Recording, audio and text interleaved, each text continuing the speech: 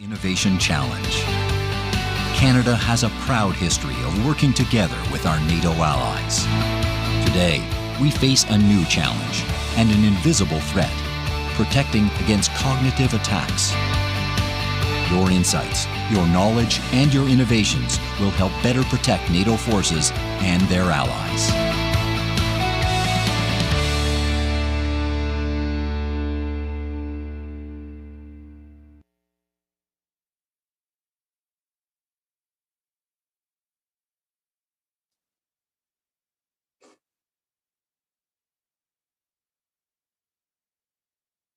Hello, everyone. On behalf of NATO, Canada would like to welcome you to the Fall 2021 NATO Innovation Challenge pitch event. I'm Michael Mancini, and I will be your moderator for the day. Today, innovators from across the NATO alliance will pitch their best solutions on ways to counter the invisible threat of cognitive warfare. 10 finalists will showcase their solutions, and the top 3 solutions will be selected by our jury of experts. Cash prizes, bragging rights, and international recognition are on the line. There will also be a prize for a Made in Canada solution. Now, each team is ready with a 6-minute pitch to showcase their innovative solution. This will be followed by a 6-minute live Q&A session where the jury has the opportunity to ask the finalists questions. The top 10 has been selected, the jury is ready, and we are excited to get down to business. But before we do, just a few housekeeping details. For the finalists, during the Q&A session, please pay attention to the countdown timer that will be displayed on your screen. You'll be given exactly 6 minutes to answer questions. Your microphone will be muted after your 6-minute session is over. No exceptions. This is to ensure fairness to all finalists. Now, the audience will not have access to a microphone or chat option or be visible to participants or to the jury members. So if you are in the audience and want to turn off your camera, that's a-okay. If you need to leave and return, feel free to do so, and it will not disrupt the event. So, without further ado, let's get started. I now invite spiritual advisor Albert Dumont, poet laureate for the City of Ottawa, Canada, to provide a traditional Indigenous prayer.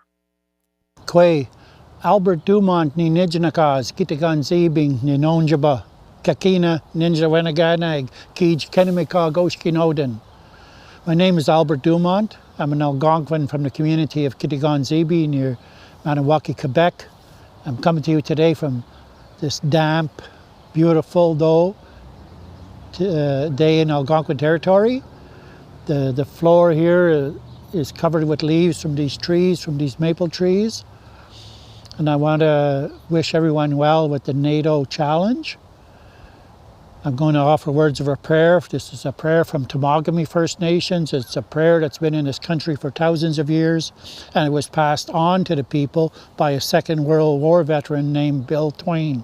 And this is his beautiful prayer. I want to say to that good spirit, Minu Manado, how grateful we are for everything that Creator placed in our homelands that help human beings to live well. We acknowledge and honor every river, lake, and stream. We acknowledge and honor every bird, animal, fish, and all the good human beings. We're grateful for all those things in the sky world and all those things that live beneath the surface of the earth.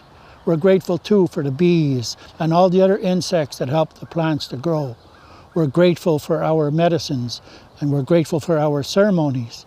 We're grateful for our ability to prepare ourselves spiritually for that spirit world that will begin when this short physical life ends.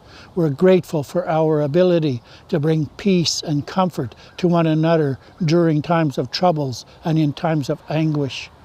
We ask you now, good spirit, to fill the space that we're in with your blessings and to touch each of us with the wisdom of our Anishinaabe ancestors. We ask that there will be good words spoken at the NATO challenge, strong words that will impact all the people emotionally and spiritually. We ask that if there's anyone who's listening to this prayer who has a relative or a friend who's suffering somehow, whether from addiction things or from depression or some kind of physical sickness, we ask that that relative or friend will have a good day today and that they will return soon to the family as a role model and as a mentor. We ask these things of you, good spirit, because of the great respect we have for everything that Creator has made. Miigwech. Albert Dumont for this opening message. I now invite Jody Thomas, Canada's Deputy Minister of National Defence, to say a few words. Hi, I'm Jody Thomas, Canada's Deputy Minister of National Defence. Canada is a proud partner of organizations that support and strengthen rules-based international order. Organizations like NATO. As a founding and active member of NATO, we're committed to helping ensure that all member nations are flexible, agile, and able to face the threats of today and tomorrow.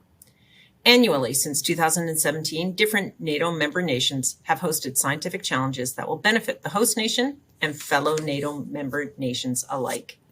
This year, Canada is proud to host the Fall 2021 NATO Innovation Challenge. I'd like to thank the Canadian Special Operations Forces Command and the Innovation for Defence Excellence and Security Program for partnering to host this exciting event. The theme of this fall's challenge is cognitive warfare. Specifically, the challenge is seeking solutions to an emerging threat of modern warfare, a threat that attempts to change what people think and also how they act. On behalf of Canada, the Department of National Defence, and the Canadian Armed Forces, I'd like to officially welcome and thank all you innovators who've responded to this challenge. We look forward to hearing more about your ideas and your solutions. Thank you. Thank you, Deputy Minister.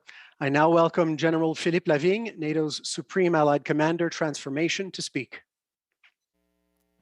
Distinguished authorities and guests, ladies and gentlemen, good morning to all participants in North America and good afternoon to you on the other side of the Atlantic. I feel honored and excited to open the final of the 9th edition of the NATO Innovation Challenge. This is always an opportunity to meet the bright minds and witness human creativity. I would like to thank the Canadian Ministry of National Defence, the Canadian Special Operations Forces Command, and the Innovation for Defence Excellence and Security Program for their remarkable contribution. Let me also thank the Deputy Minister of National Defence, Jody Thomas, for taking the time to be with us today. It is an honor and a privilege to open this challenge with you. The NATO Innovation Challenge is an excellent symbol of what we do in the area of innovation at Allied Command Transformation, ACT, in Norfolk, Virginia. Our innovation approach is driven by its operational purpose. And this is the main reason why ACT, as the Warfare Development Command, was entrusted by the Allies to lead NATO's innovation efforts at the management level. Steve Jobs claimed that innovation is the only way to win, for sure. While innovation is important for the modern economy, it is also important for our security and defense. Innovation is crucial to ensure that we adequately adapt our military instrument of power and that we maintain our competitive advantage and our operational relevance for the benefits of our warfighters and our nations. The permanent questioning that innovation demands from us makes necessary for us to stay connected to the world of innovation and to embrace technological change. This is why we work closely with university, researchers, entrepreneurs, and others in the private and public sectors.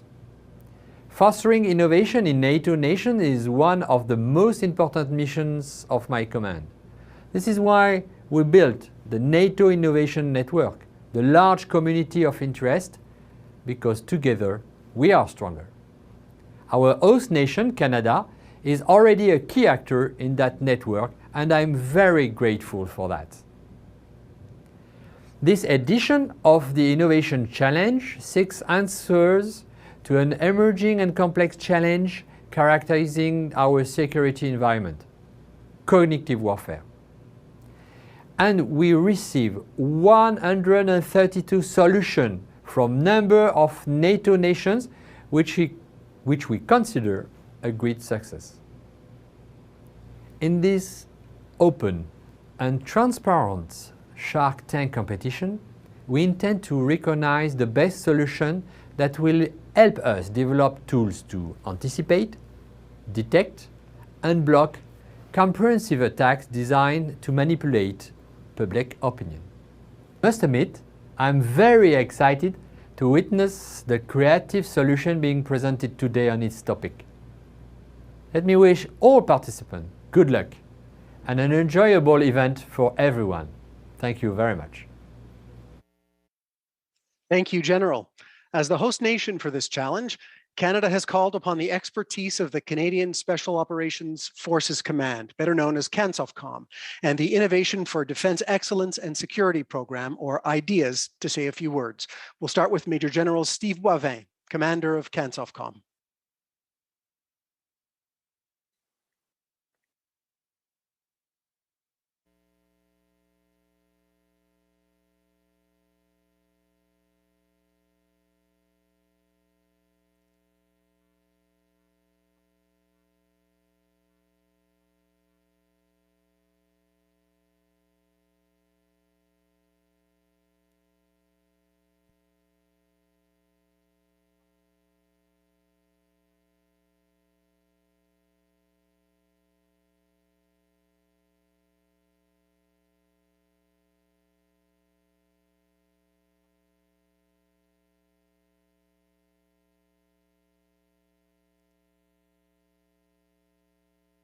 To speak, Eric Fournier is the Director General of Innovation with the Canadian Department of National Defence.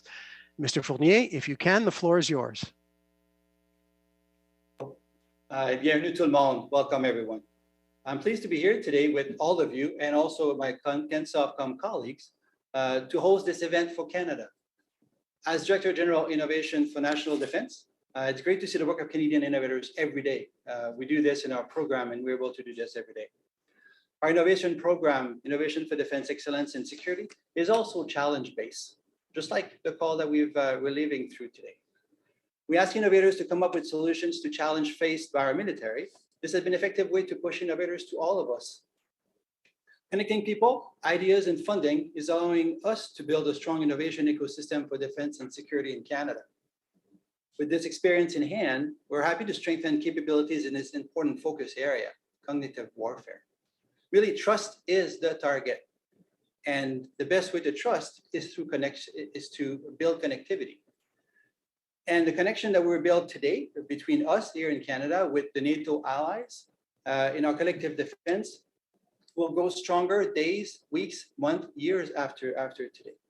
But I also have to say that winning is exciting. So we'll be able to see what's happening with our Canadian innovators as we move forward today. So this is why, in addition to the NATO prizes, Canada has decided to make a top Canada prize, so a Made in Canada prize. So I'd like to say good luck to all, and I think we'll have a good day. Thank you very much, Michael. Thank you, Mr. Fournier. And now I invite the founder of NATO's Innovation Hub, Serge Dadepot, to speak. Hello, everyone. It's a pleasure to welcome you and be with you for this 9th NATO Innovation Challenge. I would like to stress the why we are here and why you are participating in this important event. The purpose is to make NATO adaptable. As it's said by the previous speakers, being adaptable and being able to respond to new challenges very fast is really the key for the future. And this is why we organize things like that. And this is why it's organized with many collaboration and many people coming, and definitely it's open to everyone. It's a real pleasure, but it's a necessity to open this kind of event to everyone in the public, because it's not only the people in government or uniform who are able to solve these problems as fast as needed. And so with this challenge, everyone is being invited to submit the solutions, and the best ones will be pitching today. And that's wonderful. This is how we are preparing for tomorrow. But it's not about just the civil population, it's also about the nations. And this innovation challenge is organized by the NATO Innovation Network, which gathers 16 innovation entities from 9 nations. Our host today and those who have been doing the heavy lifting is Canada, IDs, and CanSoftCom. Thank you for that. But they represent all the nations that will be benefiting from this collaboration with the population in solving a very big issue. And so right after me, the pitches will start, and the judges who are there in the room will use this pitch time and the Q&As they will be able to launch after it to assess who are the best and who are the winners. So now I will invite you to watch a short video that will be presenting the members of the jury. Thanks everyone and good luck.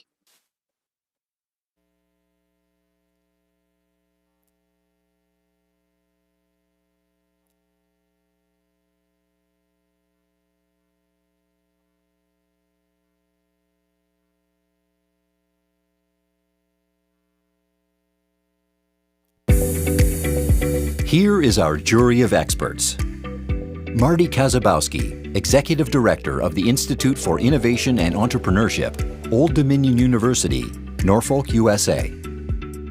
Brigadier General Stephen Hunter, Deputy Commander, Canadian Special Operations Forces Command, CanSoftCom, Canadian Armed Forces, Canada.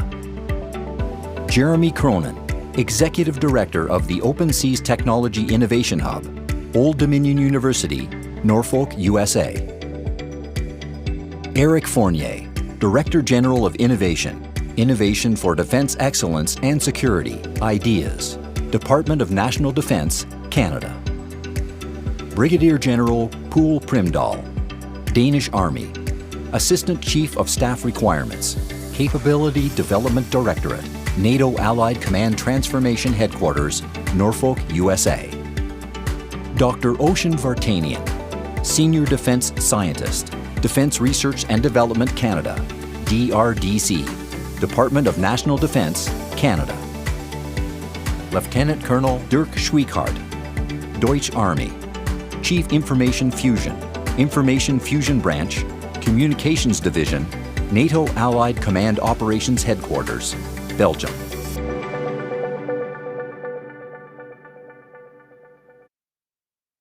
All right, you've met the jury. Now let's meet our first finalist.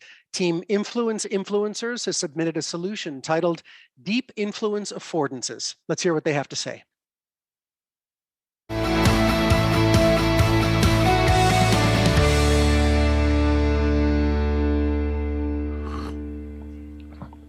Hi, I'm Ted Goranson. I used to run a lab in this area for NSA, and later I spent a lot of time at DARPA. I worked with some of the finest minds on cognitive warfare from our national labs and some of our key universities. Learned a lot, and I'm really pleased to introduce our team and our project to you. Influence Influencers. In addition to myself, we have 3 partners here. I will come back to them. Each one of them is expert in their field. Some are based in the US, some are based in Australia. Now, the problem is different in the combat area. It's not like social media. We have to relate it to military operations. There's a lot of tactical outcomes that we have to worry about. To illustrate that, I'm going to give a real-life example that everyone in this field knows. Russians invade Ukraine using separatists. They do a massive PSYOPs campaign, social media campaign, including threats to Ukrainian soldiers over their cell phones.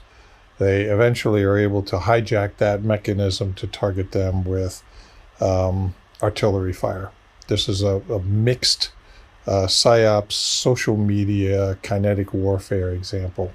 We like it because it uses real methods. It's fairly recent. It's in a NATO context. And if we were working, this is how we would approach it. Now, don't worry about the details so much about this, but each one of these is a block. Up in the upper oval there is the system that the Soviets used, the Russians used to combine the PSYOP information with the targeting information. It is a UAV. It uses off-the-shelf hardware. It is a vulnerable spot. In fact, 2 months later, they took the UAV out of the equation and substituted it with cell phone applications. The key piece here is this box in the upper, which is this thing that would be on that UAV, which is their hardware that manages the construction of the targeting narrative. Over on the left, down here at the low, is the feature library, which they use to advise this. Even though it's hard for us to get to this system up in the air, we can, if we were there, we could hack into this feature library and we could salt it with features that have the influence that we're worried about. The actual system down here, think of these brown lozenges as parts of the hardware, or in the case of a social thing, these are actual people.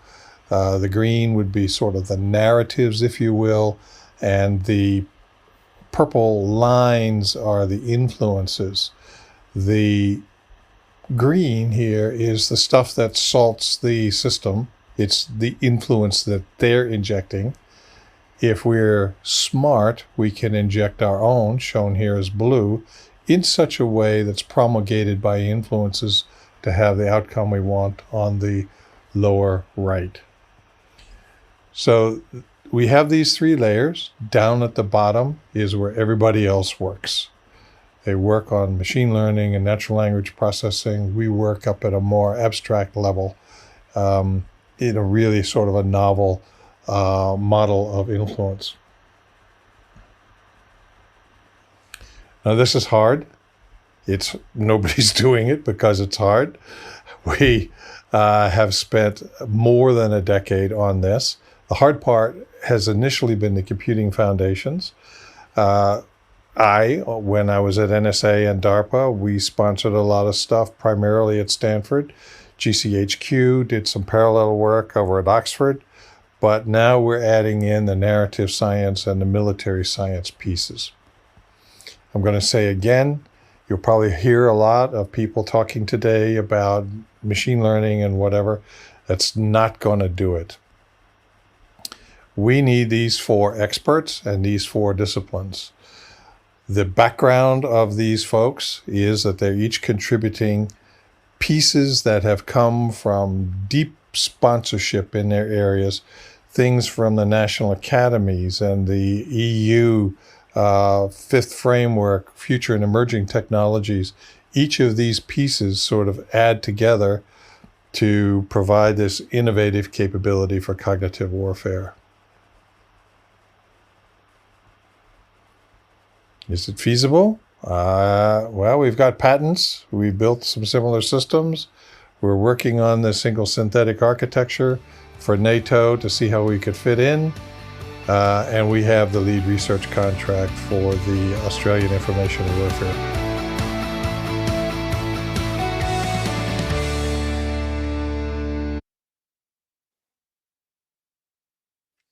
Thank you, Team Influencers. Your Q&A session is about to start. Your 6-minute session with the jury will start right after we hear the first question. Reminder that your microphone will be muted at the end of your allotted 6 minutes, no exceptions.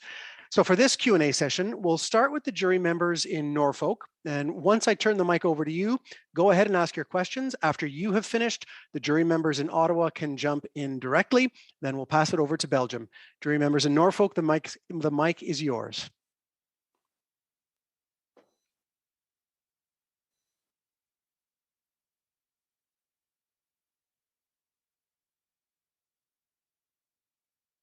Be sure to unmute if you're ready with questions.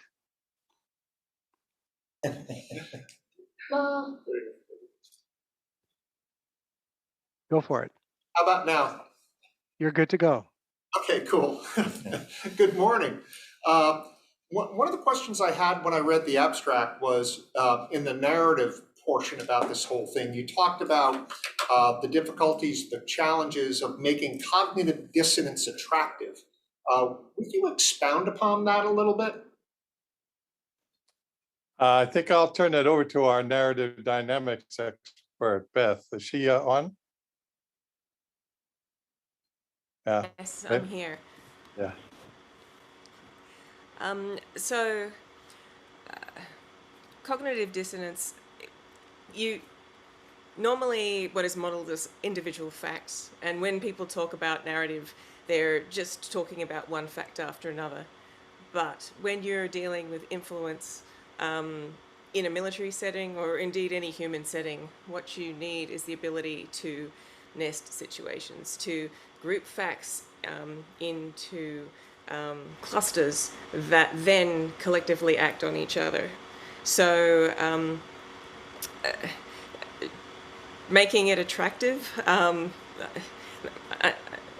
not so much going to sell you on the attractiveness of stories, but I will say that narrative is the way that we reason about limited information in an open world. And once you're dealing with military combat situations, that is the customer.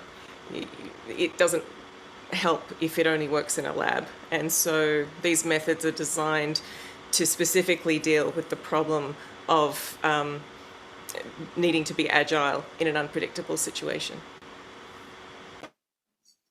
So are you really talking about constructing narratives so that they're attractive and then would lead to cognitive dissonance, which would be a change in kind of the world model? Yeah, let me speak to that. So what we've got is we've got a founding in situation theory, which is a way of modeling formally how narratives are influenced.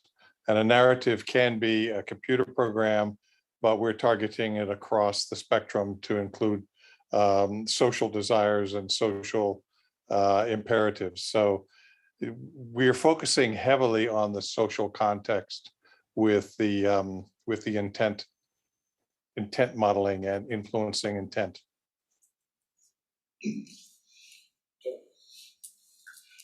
I was just wondering, I think it's very compelling, but have you given any thought to how you measure the effectiveness fast enough to actually be able to act on it or to utilize what you get?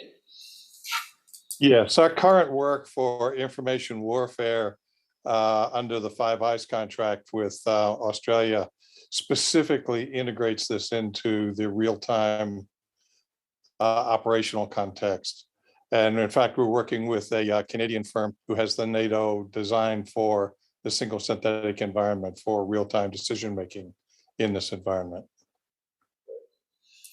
And very quickly, how mature is this? How well codified in software and hardware are some of your concepts? Well, I would say the concepts and the architecture are fairly well proven. They're at readiness level 6, but the integration within the military context, I'll have to say, is between 2 and 3. Thank you, jury in Norfolk. Let's go to our jury members in Ottawa now.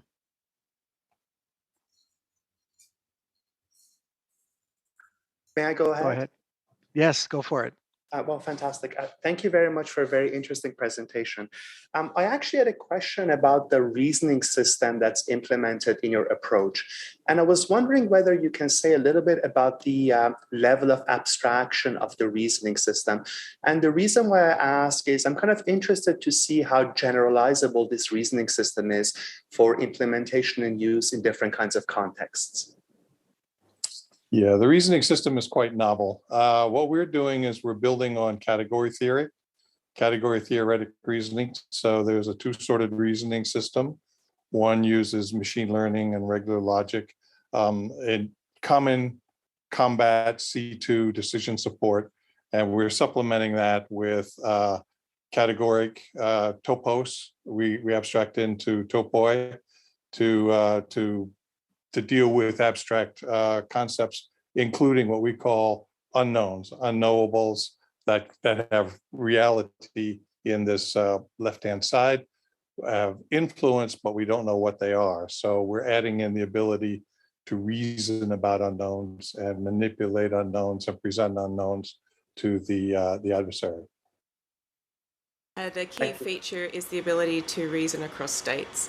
And so we actually did several years of work with the National Academy's Keck Futures initiative to look at a biomedical application. So there are certain aspects that are very generalizable, because what you're trying to do is reason between one state and another, one context and another, and then connect them. That's a pretty consistent problem. We have 36 seconds left. I'll go to our jury in Belgium if you have a question. Yeah, it just goes somewhere in the same direction. How do you think, especially in these areas like sarcasm or humor being detected? Because this is, I think, one of the main challenges, this human factor in this approach. Yeah, well, what's important here is the influence and not the content of a message, and influence is carried by those kinds of emotive concepts, including engineered ambiguity, which is the key thing that we capture. Thank you, team influencers. That concludes our first pitch. So thank you for that. Before we continue to our second pitch, let's go back and take a look at our video that we missed. I'd like to now welcome Major General Steve Boivin, Commander of CANSOFCOM, if we are ready for that video.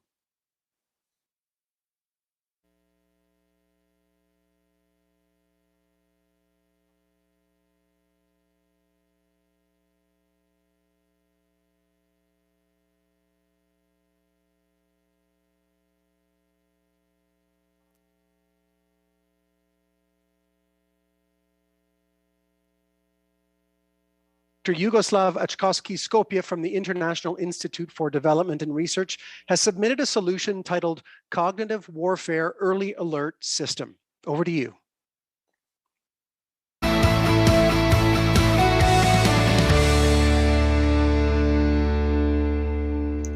Hi, I am a representative of International Institute for Development and Research, Dr. Yugoslav Achkowski-Skopje. The Cognitive Warfare Early Alert System, CWAS, is state-of-the-art solution based on cutting-edge technology, which is going to contribute to identification of cognitive attacks against NATO allies. The advantages of the system will be acknowledged via fast recognition of emerging threat and deterrence of potential adversaries to exploit social medias for attacks in the cognitive domain. Through this presentation, we will cover potential impact of CWAS and its usefulness. Furthermore, we will go over its innovativeness concepts and conclude with its feasibility. The priority in countering cognitive warfare threat is to prevent it at its roots before it reaches a large target audience on which it can have its impact. The project develops an early warning and prevention system which can analyze trending posts and identify cognitive attacks within them by running the posts through multiple identification systems.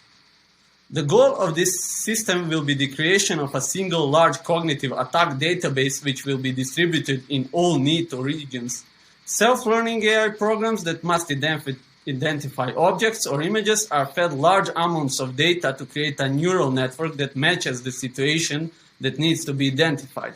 By using this logic, the system will be able to connect the cognitive attack database provided by CWAS and give the self-learning AI data to maintain a continuous and ever-going learning process in the identification of cognitive threats. Deploying such a system would greatly increase the efficiency of countering cognitive warfare threats, and due to the system's automated nature, it would greatly reduce the expensive resources in combating such threats. The innovation of this concept stems from the idea that fuzzy logic has not yet been applied to this type of data processing. Through another research, the concept of fuzzy logic can be expanded, and more opportunities can be used to enhance system-wide optimization. Users from certain regions, Balkan, Baltics, etc., will visit a popular hashtag on social networks, Facebook, Twitter, etc. If that hashtag goes viral with many posts, the hashtag collector will automatically collect those posts. After collecting the popular posts, the word filtering software will compare the post's content with previously defined keywords, terrorism, politics, murder, etc., inserted in the database. Furthermore, the collected data is transferred to the fuzzy logic controller. Next, the information is stored in AI self-learning database for further analysis. With the help of the input data, which will be a data set from the ratio between number of views and shares and the time when a post was published, whether the publisher has ever published suspicious posts, etc., as well as the coincidence of suspect database keywords with viral release, we will be able to do some evaluation. Output data will represent a level of risk and a prompt warning as to whether a suspicious post should be evaluated as threatening or not. The fuzzy logic controller decides whether or not the viral post will be flagged as a threat and sent for further analysis to be classified as a cognitive threat. Every NATO member from a certain region would have access to the region's database of cognitive threats via designated national representatives. Moreover, from all regional databases, data are going to be replicated in the main database for AI machine learning software at NATO headquarters for better review and future AI learning. After collecting enough cognitive attacks in dataset, the artificial intelligence software will learn about cognitive attacks and we will be able to identify and predict cognitive attacks on social medias. The whole process is conducted in very short time and gives security agencies to react on timely manner. The whole system is feasible and is much more advanced than the old algorithm as mode flame algorithm. The fuzzy logic system is unique, cheap and simple. Depending on the requirements and request complexity, the implementation of this system could vary in development. System could be developed in several phases to achieve the goal of preventing and predicting cognitive threats on social media. On the short term, the resources needed to build this system may seem overwhelming, but on the long run, the system advanced will be cost effective. To be more precise, when the system is developed with standard functionalities, it will be easier and cheaper to upgrade and maintain with advanced modular applications with different functionalities to satisfy the ever-changing concept of cognitive warfare over social medias. Thank you for this opportunity. We will be glad to answer any of your questions.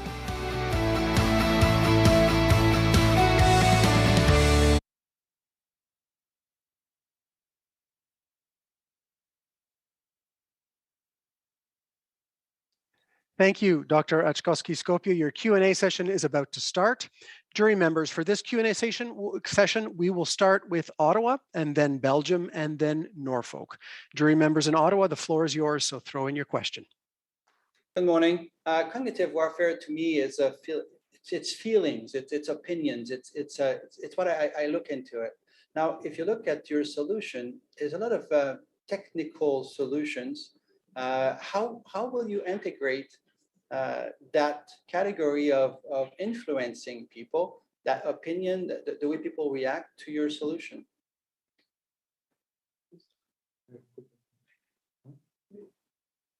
Okay, I believe that this technical solution regarding in terms of the traditional one, it could be one thing that we have started is that we have started from that fastest way of sharing information is via social medias, and the biggest influence to the citizens has those social medias, and therefore our solutions is based on this digitalized to nowadays contemporary AI solutions. And therefore we are saying also in our solution that it's a state-of-the-art solution.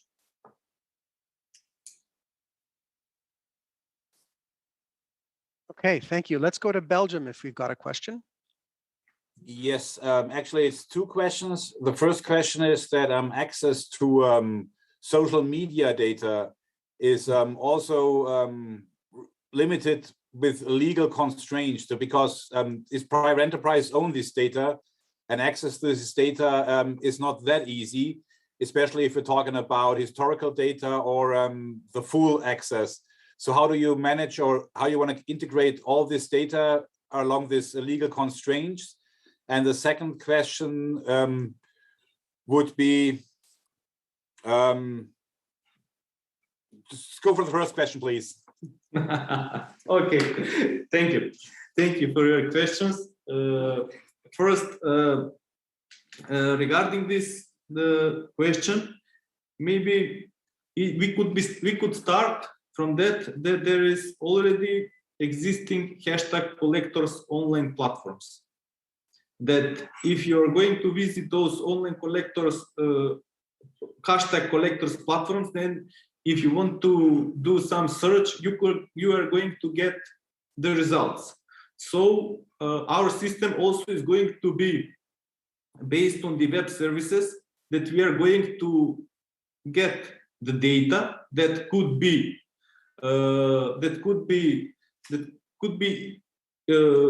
transferred to our database, and also because here we have in our background is NATO, and the countries is also and states.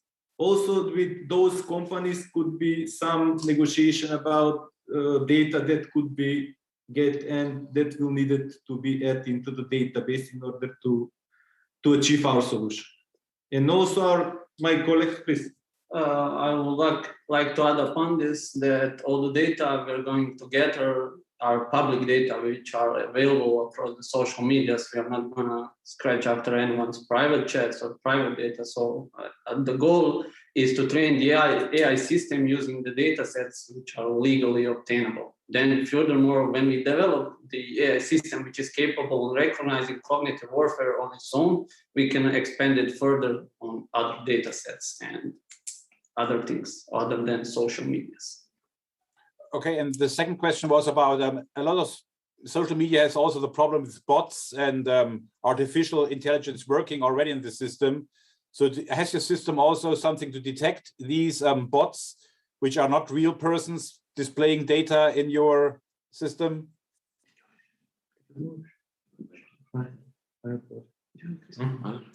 I'm talking about the bot detection. Not everything is done by humans, it's done by bots or other artificial intelligence.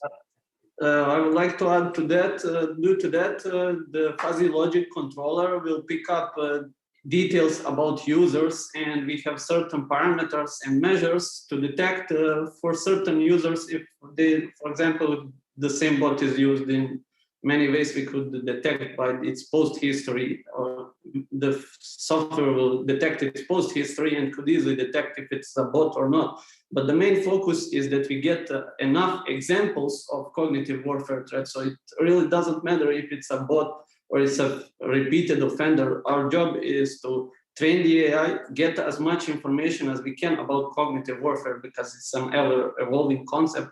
So we can have a continuous learning set, which we can in future use to apply sanctions to those doing it. So in future, once we develop, we could stop those bots and people.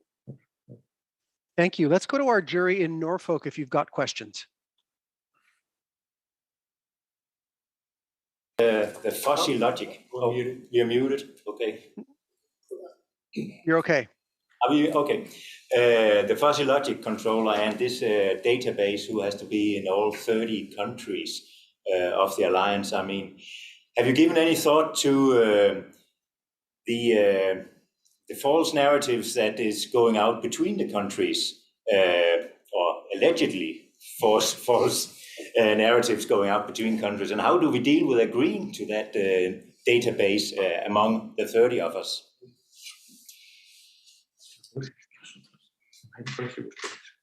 Well, we're making the fuzzy logic controller to work with a certain regions. So we will have different regions, different keywords, different standards in different regions. So they will be communicating with themselves, but will be produced in different regions, especially. Thank you for that. This concludes our second pitch. Appreciate that. Let's meet the next finalist. Team AdTech has submitted a solution titled Reignite, Recognizing Harmful Cognitive Influence to Ignite Effective Intervention. Let's hear what they have to say.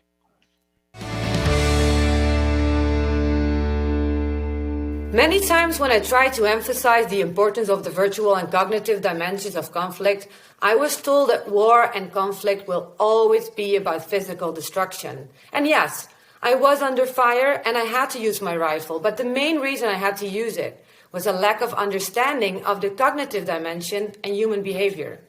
My name is Gwenda Neelan. former lieutenant colonel, sociologist, and behavioral influence expert. And this is me. I've been deployed to Iraq, Afghanistan, Syria, the Sahel region, and Georgia, and as a policymaker on hybrid warfare, I try to promote a human-centric approach. I was convinced that comprehensive solutions in public-private alliances were essential, and I tried to bring together the best of all these worlds. But with pain in my heart, I realized I had to leave the army to overcome some of the hurdles within and be able to make a real difference. So, beginning 2021, after more than 20 years of service, I left the army and joined a startup that had some great ideas on how to fight disinformation and harmful manipulation of behavior. Why? Because people can protect themselves against the unconscious and invisible weaponization of civilians.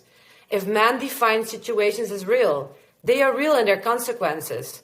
And furthermore, we see an increasing amount of online manipulation for political, economic, ideological, and personal gains with harmful real-life effects.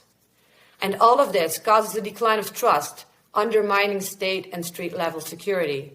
So we integrate tech, content, social context, and psyche in an online-offline monitoring concept to understand how narratives are constructed, spread, amplified, and what behavioral instigators are used to manipulate perception and human action. Therefore, we brought together the different building blocks of manipulation of perception and behavior. We monitor, detect, investigate, analyze, and report on online manipulation.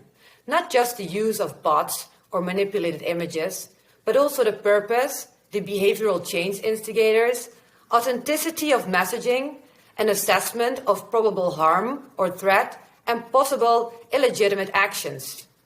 I'm happy to pass it on to Tigo now, our product owner and machine learning expert, who will tell you all about our innovative methodology and technology. At ATTAC, we believe in human-computer collaboration. In order to monitor and provide interventions to disinformation in real time, we leverage a computer system that continuously works through a vast amount of data. Such automated analyses enable our in-house experts to focus primarily on suspicious content. Our disinformation experts have been trained to interpret such data in a rigorous and ethical way. To help with the classification of specific techniques and tactics used in disinformation campaigns, and to propose interventions, they are trained in using the EMET framework, which is open source and regularly updated by independent researchers. Our in-house analysts also continuously provide feedback to improve our platform. In order to do high-quality automated forensics, we need good data. As the saying goes in the data science community, garbage in, garbage out. In order to safeguard that our data ingestion is continuous and secure, our scrapers are custom built and stress tested, and we make use of a state-of-the-art proxy network. Our storage infrastructure follows secure by design principles, and we make sure that the storage of collected data is separated from the database that is customer specific and used to perform analyses. This enables us to anonymize parts of the data when required by GDPR regulation, and only allow the unlocking of such content on a need-to-know basis. Our platform will feature a variety of pre-trained machine learning models. Some of those will be based around detecting signs of coordinated inauthentic behavior. A second class of models will be based around natural language processing, enabling the detection of hateful speech and polarizing content, among others. If you want to use our technology with your own analysts, we provide intuitive and customizable dashboards. And finally, we aim to continuously label data and train supervised machine learning models to detect specific techniques and tactics. Such custom models can also be trained according to your specific interests. At ATTAC, we believe in using state-of-the-art technology to prevent damage done by disinformation campaigns. ATTAC is the right team to bring this solution because of our startup approach. We have built an interdisciplinary team of data scientists, social scientists, and hands-on analysts who bring together insights from their respective fields. Using an agile approach, they have developed our solution iteratively, learning from real-life bumps in the road and adapting as they go. They draw on a network of experts in the field of disinformation and cognitive manipulation that we've built over the years, including scientists from the University of Cambridge. But most importantly, we have tested our solution working with our most important target audience. In the past year, we have successfully reported on disinformation narratives and techniques during the Dutch parliamentary elections and in support of the COVID vaccination process for the Dutch government. This has convinced us that the public-private alliance is the best and only way to develop reliable monitoring services. It creates trust, brings together the needs of different stakeholders, and widens the scope of what is possible. So here's our ask. Co-create the future of monitoring with us, so that we can build a safer world together.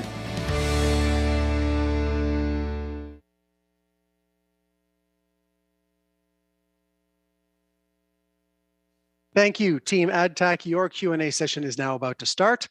Your 6-minute session with the jury will start, of course, right after we hear the first question. Reminder that your microphone will be muted at the end of your allotted 6 minutes. So for this Q&A session, we'll start with our jury member in Belgium, then go to Norfolk, and then Ottawa. Jury member in Belgium, over to you. Thank you. Here also, again, my first question is going to the direction of the challenges of the human factor. So how do you get after the IA challenge of sarcasm, humor, compared to hate speech, and how you detect these? And the second question is how you measure against like a certain situation to a baseline. So is there the possibility of a baseline assessment, which you then later on can measure against developments if there is something happening? Over. I'll try to tackle that question. So there are existing machine learning models trained on a detection of several of these types of emotive contents. And so for the English language, we have pretty good pre-trained models that are tested by the scientific community.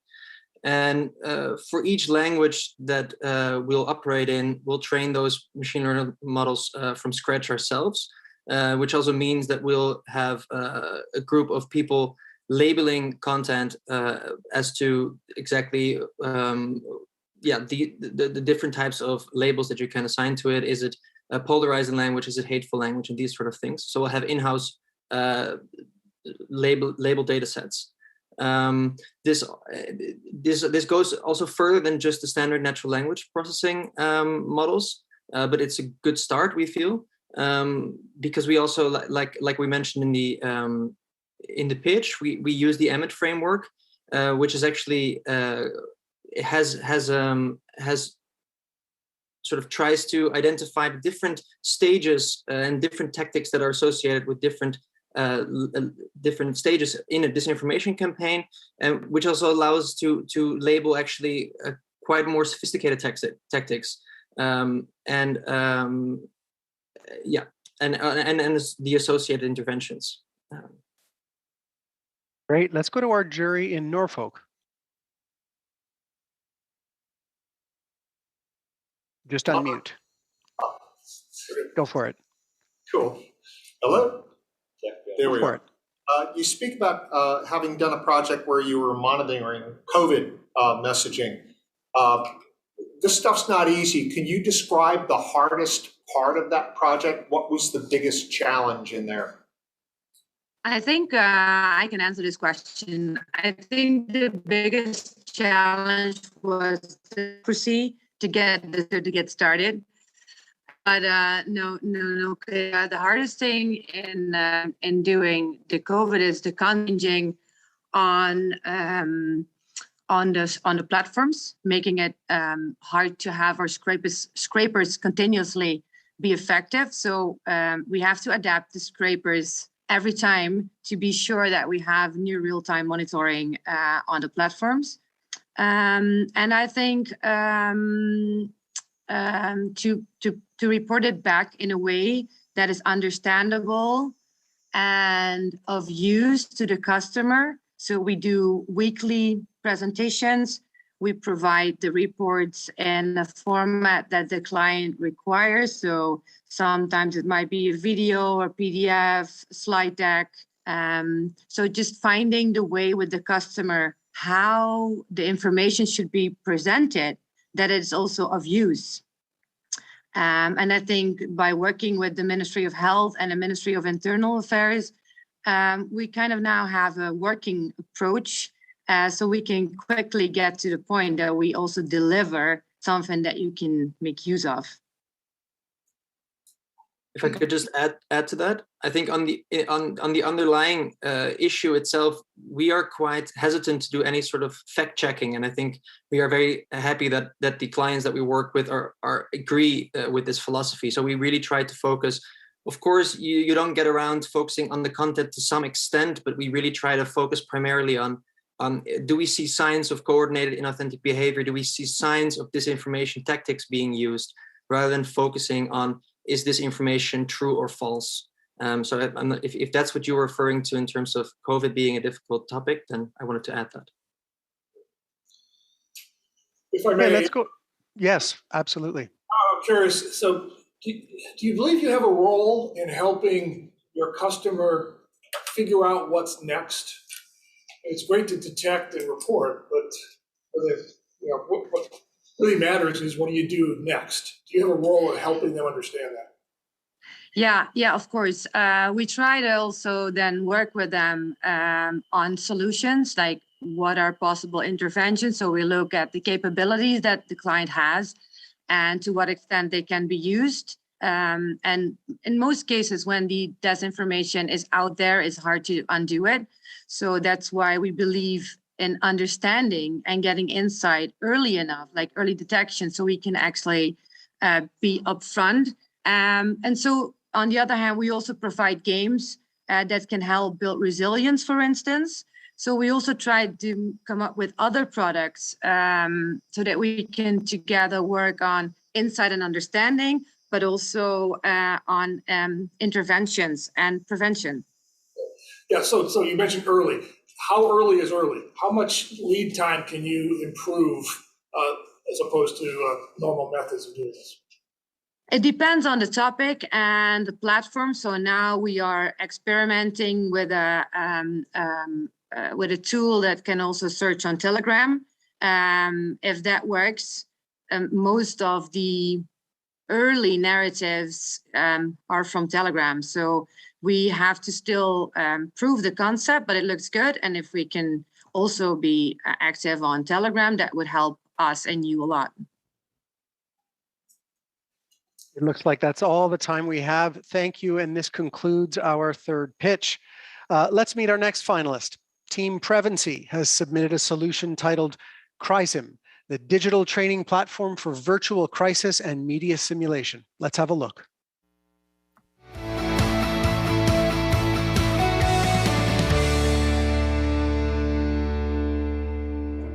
My name is Lars Niggemann. I'm founder and CEO of Prevency, and I'm happy to present you our team's solution called CRISIM. First, let me introduce our company. Prevency is a service provider for combating reputation and cognitive threats based in Germany. We support companies and institutions to improve their readiness to face cognitive threats and reputational threats through targeted empowerment. For this purpose, we provide a unique combination of consulting, training, and cutting-edge technology, which is already being used successfully in private, government, and military sector. Our motto is better safe than sorry. This principle applies not only in a China shop, because the shards of a shattered reputation are difficult to put back together again, and it is at least as difficult to put the genie of disinformation back in its bottle. We believe that cognitive attacks are repelled best by humans, not by technical systems. Therefore, we are convinced that training plays one of the biggest parts in combating cognitive warfare and preventing its harmful consequences. Our digital media simulation application CRISIM offers a digital training system for this purpose and lets you fend off cognitive attacks virtually before they become reality. CRISIM simulates the digital information environment in which threat scenarios can be realistically played out in real time. In this way, users can practice dealing with cognitive attacks in a customizable training environment. Just to make sure, these screenshots do not show real social media. They show our simulation. So, how exactly is our application beneficial to the fight against cognitive manipulation? First, a simulation exercise with CRISIM creates a true experience with a high level of physical and emotional involvement, leading to an increased awareness of cognitive threats. Second, it creates valuable hands-on skills in identifying and dealing with such attacks, as you can practice repeatedly in groups or individually. Third, Crysim provides an isolated simulation environment in which tactical experimentation, testing, and optimization can be conducted. Ultimately, the experience of a simulation, the awareness and confidence gained, leads to increased resilience to cognitive warfare. Let's talk innovativeness. What we are presenting is not a new idea, but one that is based on experience and is unique in its implementation. Our first simulator was developed to train social media crisis communication skills and is successfully used by companies as well as governmental and military institutions like the Canadian Forces.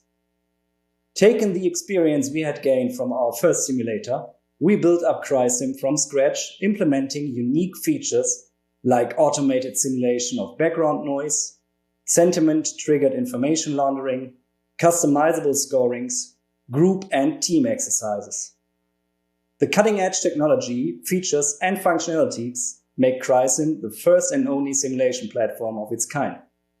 Not only today, but also in the future. Built on a modular system, Crysim offers a high degree of flexibility and adaptability to keep pace with the fast-evolving cognitive threats. Crysim was built in cooperation with NATO Stratcom COE to cover their requirements and therefore meets military standards. It has been designed as a browser application and can be used as a software as a service solution or can be installed locally. To provide a high level of connectivity and adaptability, the platform offers API access. Since we are presenting you an existing application, our solution can be obtained and put to use immediately within a subscription license model. Here, we offer fair and transparent subscription plans based on the number of users and exercises. No costs are charged for the initial implementation. Let me sum up once again our proposed solution. Crysim offers you a next-gen immersive training platform to empower people to competently counter cognitive threats. Our solution offers a high degree of flexibility and adaptability to keep pace with the fast-evolving cognitive threats, meets military standards, and can be deployed immediately. Ultimately, with Crysim, we make our contribution to society's digital sovereignty and resilience in the face of cognitive attacks and attempts at manipulation. Thank you very much for your attention. We are very excited to be part of this challenge and look forward to engaging with you.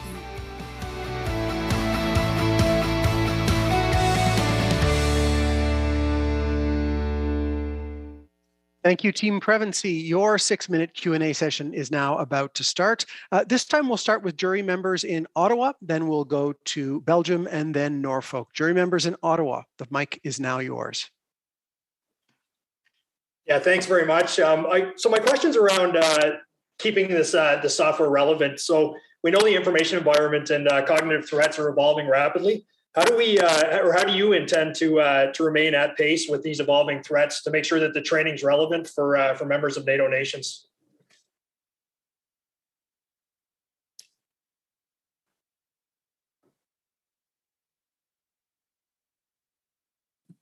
Team Prevency, Yes, go for it. Yeah, thank you so much for your question. So maybe let me take this one. So our system is built up on a modular basis. So as of now, as you mentioned, the information environment is really dynamic and changing really fast, especially when it comes down to the different channels that are used online. So different social media channels, for example, we see that now messaging, Telegram, we talked about this just a second ago, is now relevant. So our system, like we can add any channel really fast to the system and by this, like make it adaptable to future threats as well, because it's not set on a specific set, for example, of digital channels, but we can add to that really easily. I also have a question. I think it's very interesting that you've actually opted to focus on training individuals for building resilience. But one of the major issues that typically comes up in a training literature is how durable your effects are.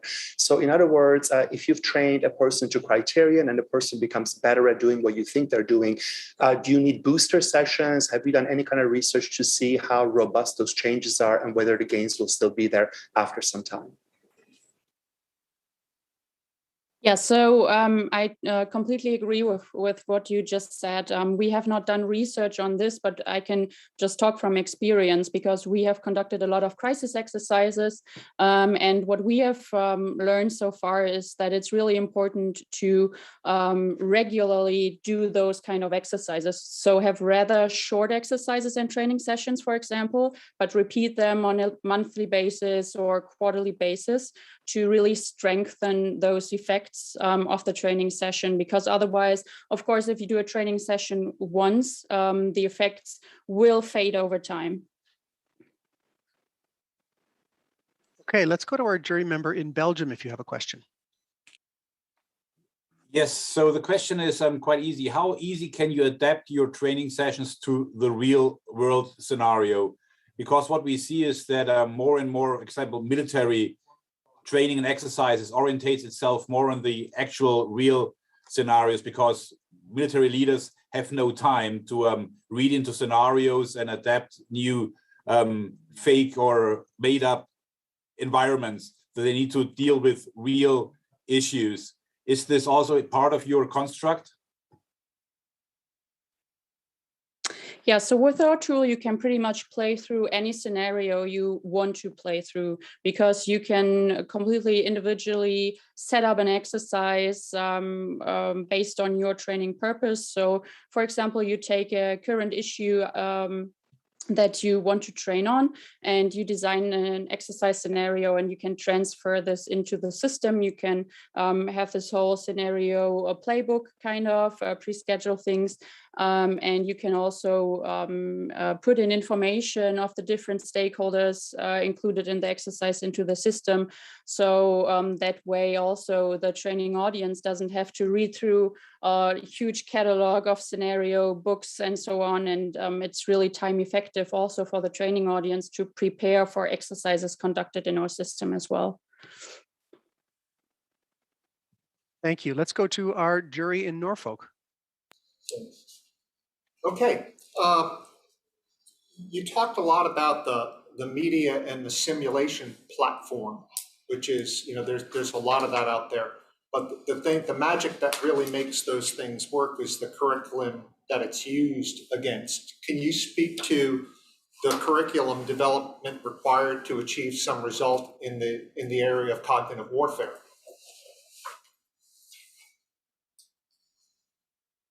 Yeah, so I think, in my opinion, cognitive warfare is always a targeted thing. So let's take, for example, disinformation campaigns. They follow a specific pattern, and they always have a specific goal: influencing, polarizing.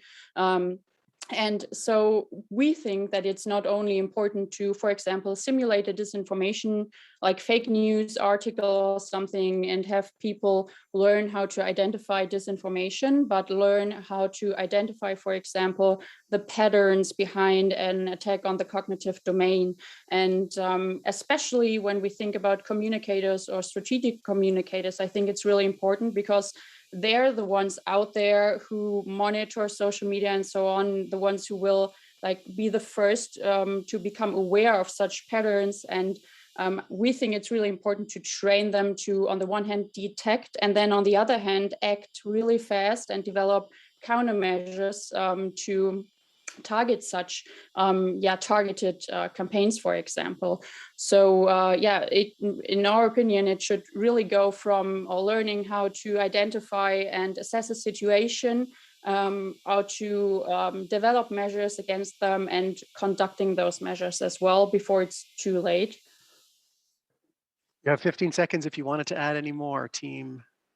I wonder whether you could address, what is the training audience here? One could argue that if it's about resilience, then it's the whole population. Then it's every high school student. Have you given that thought?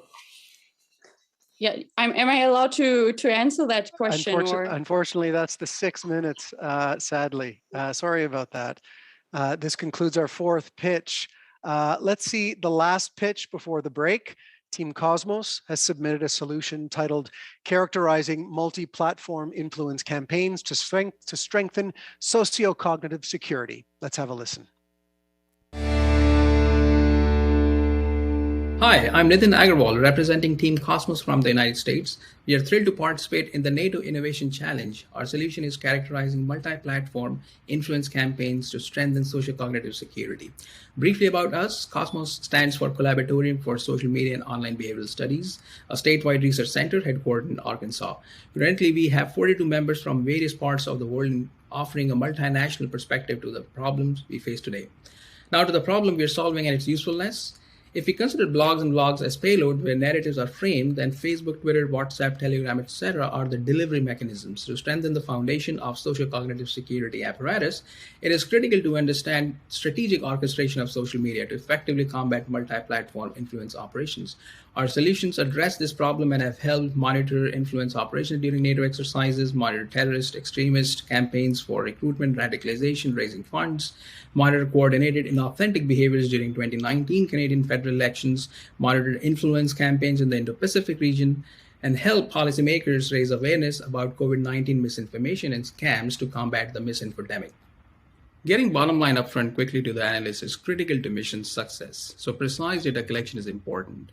Our distributed, resilient, and scalable data collection framework collects daily over 300 gigabytes of relevant multimedia data. We prepare actionable insights with Bluff by the evening and share through APAN so that the officers can review first thing in the morning. We keep our data boundaries flexible to discover known unknowns, but also unknown unknowns. To get the Bluff quickly to the analyst, our solution provides basic filters such as language, location, volume, etc., as shown in the left. Our advanced filters sift through millions of blogs, vlogs within seconds and extract top narratives with their resonance. Prominent anti-NATO narratives identified using our solution are shown in the right. Real-time analysis helps identify discourse shifts of information actor. Analysts can use these filters to set up indicators and warnings. These images show our transition path. Influence assessment helps in measuring level of the success of the cognitive attack. Our award-winning influence assessment model captures key influencers and their reach, allowing real-time monitoring of their attack intensity.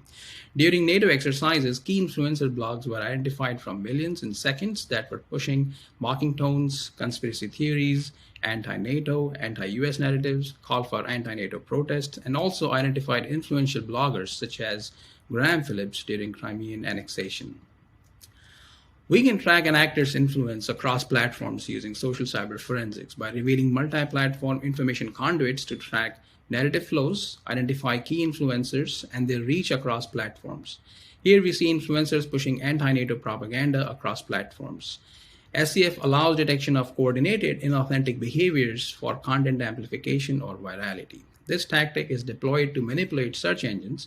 This effort was quite successful during 2019 Canadian federal elections. Rebel media groups set up at least 291 deepfake-style websites to amplify anti-Trudeau narratives. Findings are published in NATO's Stratcom Journal, our book, and Journal of Future Conflict, with support from RMC, CanSoftCom, and DRDC.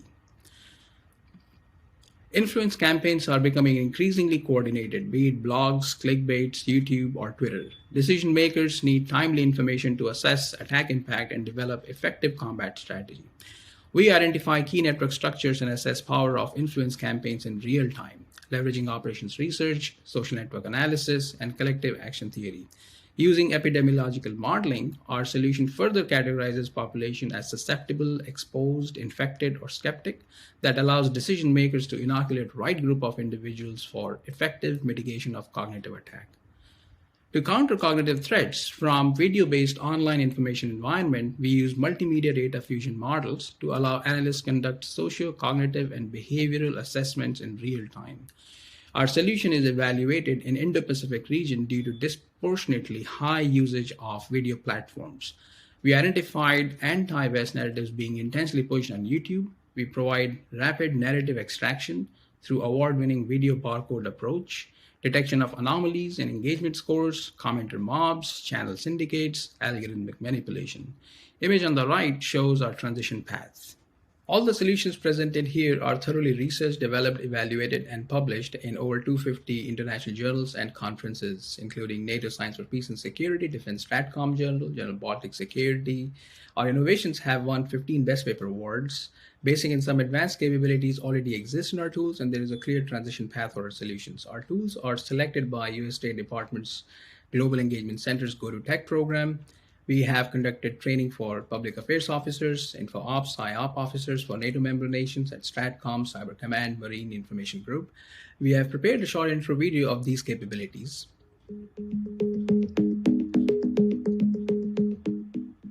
Blog Trackers is a social computational tool that can track, monitor, and understand blogs, bloggers, and real-time world events.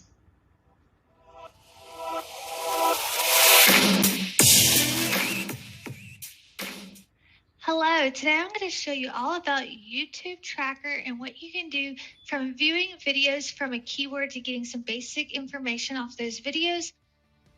These and other in-depth case study videos are available on our website listed here. I would like to thank you for this wonderful opportunity to share our solutions and acknowledge funding from the U.S. Defense and National Science Foundation that have made these innovations possible. Thank you, Team Cosmos. Your 6-minute Q&A session is going to start now. We'll start with our jury members in Ottawa, then we'll go to Belgium and then Norfolk. Jury members in Ottawa, over to you. Oh, hi, thank you very much for your presentation. In the material that you provided to us, you mentioned that your V-Tracker is able to detect what you called inorganic behavior. I was wondering whether you can explain how you define inorganic behavior and how your V-Tracker can actually detect it. First of all, I'd like to thank the distinguished jury for giving us the opportunity to share our solutions as well as for the question. Coming to the inauthentic behaviors that we are defining, basically we are looking at how social media users, specifically YouTube bloggers or vloggers, are exploiting the system by buying views or buying subscribers. So when we track a channel's progress over time, we can clearly see if there are certain spikes in the number of subscribers or number of views that is quite unexplainable based on the baselining that we have established.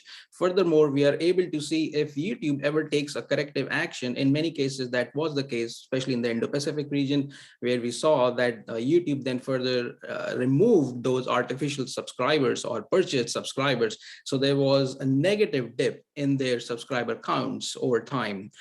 Furthermore, when we look at the commenter behaviors who comment on a channel or on a video in a channel and then move from one video to the other, almost like a book club, exclusive club, and they make comments to achieve virality of the videos, because YouTube's recommendation algorithms look at that type of a behavior, whether a YouTube video is gaining virality based on the content engagement. And those type of actions are detected by our approach that leverages advanced trend analysis, outlier detection, spike detection, peak detection, and many other sophisticated statistical measures, but also network structural measures that detect those commenter mobs that move from one video to the other. And then furthermore, what we are able to do is to stretch it to the algorithmic manipulation, meaning if that effort has been successfully able to manipulate YouTube's search rankings. And we showed that during some of our NATO exercises participation, as well as in the Indo-Pacific region, when you search for those keywords, let's say South China Sea or Anaconda exercise or Trident Juncture exercise, then the videos that are shown to exhibit manipulative strategies or disinformation tactics on these YouTube platforms, they jump up the search rankings.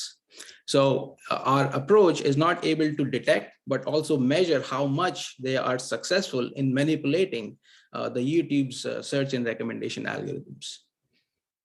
Thank you very much. Thank you. Thank you. Let's go to our jury in Norfolk. Just unmute. There we go. It seems like you have some pretty robust stuff here. Is this being currently used by the DoD or any of the other alliance members? Thanks for the question. And the answer is yes. It has been currently used by all forces within US DoD, Army, Navy, Air Force, as well as we have been fortunate to deploy this technology within the state of Arkansas while we were monitoring COVID-19 disinformation campaigns. We're working very closely with the state's Attorney General's office. Furthermore, we have had the chance to brief our technologies to the U.S. Senate members such as Senator John Boozman, Tom Cotton, and also international partners include, of course, NATO. During the exercises, we have participated and deployed these technologies. We have shared our findings with the Five Eyes Intelligence Coalition during the COVID-19. Furthermore, we are also currently working in the Indo-Pacific region with Australian DoD, DSTO specifically, the Strategic Policy Grants Program Initiative, and our various regional partners, Indonesia, Philippines, Taiwan, and so on. Great, there's 2 minutes remaining. I'll open the floor to jury members in either of the 3 cities if there is an extra question. Yeah, I'm always curious on how this changes behavior. Can you talk a little bit about how the people you've worked with, whether they're politicians or DoD or whoever else, actually use this information to impact the situation, and particularly to go after not only, well, the influencers, but the influenced? How do you go after the people who have been influenced? Thank you for that question. And I'll take one specific example. During our work with Arkansas Attorney General's office, where we are constantly monitoring misinformation campaigns and scams about COVID-19, we have set up a website where we are identifying and making all these misinformation campaigns listed and blasting it through various news outlets, radio channels, so that we can reach the remote corners of Arkansas in terms of education and awareness about these misinformation campaigns. We have seen that when we started the website, we were not getting as many hits on the website, but now after 6 months, we were able to get a lot of hits from those remote corners of the state, which are considered to be the hotspots or vulnerable locations for misinformation to thrive and influence behaviors. So with the help of our reports that we share with the AG's office, Attorney General's office almost every day, we are able to not only forecast which areas to monitor, but also be able to monitor our solutions' effectiveness. Tell me more about that. How do you know you've changed people's minds? So what we have done is basically when we set up this website and we monitor constantly, we were not able to see as much hits on the website. So we detected the outreach strategy was not correct, meaning we were just blasting it on social media platforms. But in this case, we are able. Cosmos, Team Cosmos, I apologize. That's all your time, unfortunately. This concludes the 5th pitch. We'll now take a short break and we will return at 10:30 a.m. Eastern Time. That's in 7 minutes, I believe.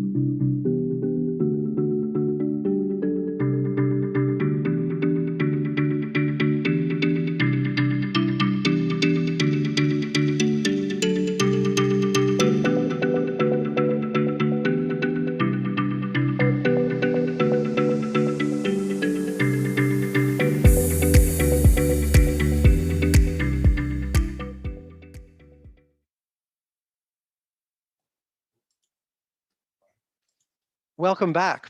We saw 5 interesting pitches before the break, and we have 5 more teams that will pitch before the jury can reach its final decision. Our next team is Polaris, who has submitted a solution titled iTrust, the integrated trustworthy situational tableau. Let's have it here.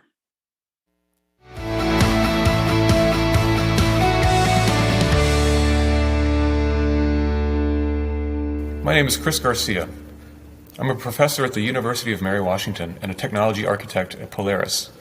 Polaris is a technology startup based in Virginia and was founded by Gay Thribati, a professor and entrepreneur at Old Dominion University. We develop advanced decision technologies that employ simulation, optimization, data analytics, and artificial intelligence to solve complex problems. At Polaris, we developed a platform called the Intelligent Holistic Emergency Platform, or iHelp, to optimize logistical plans in case of humanitarian disasters.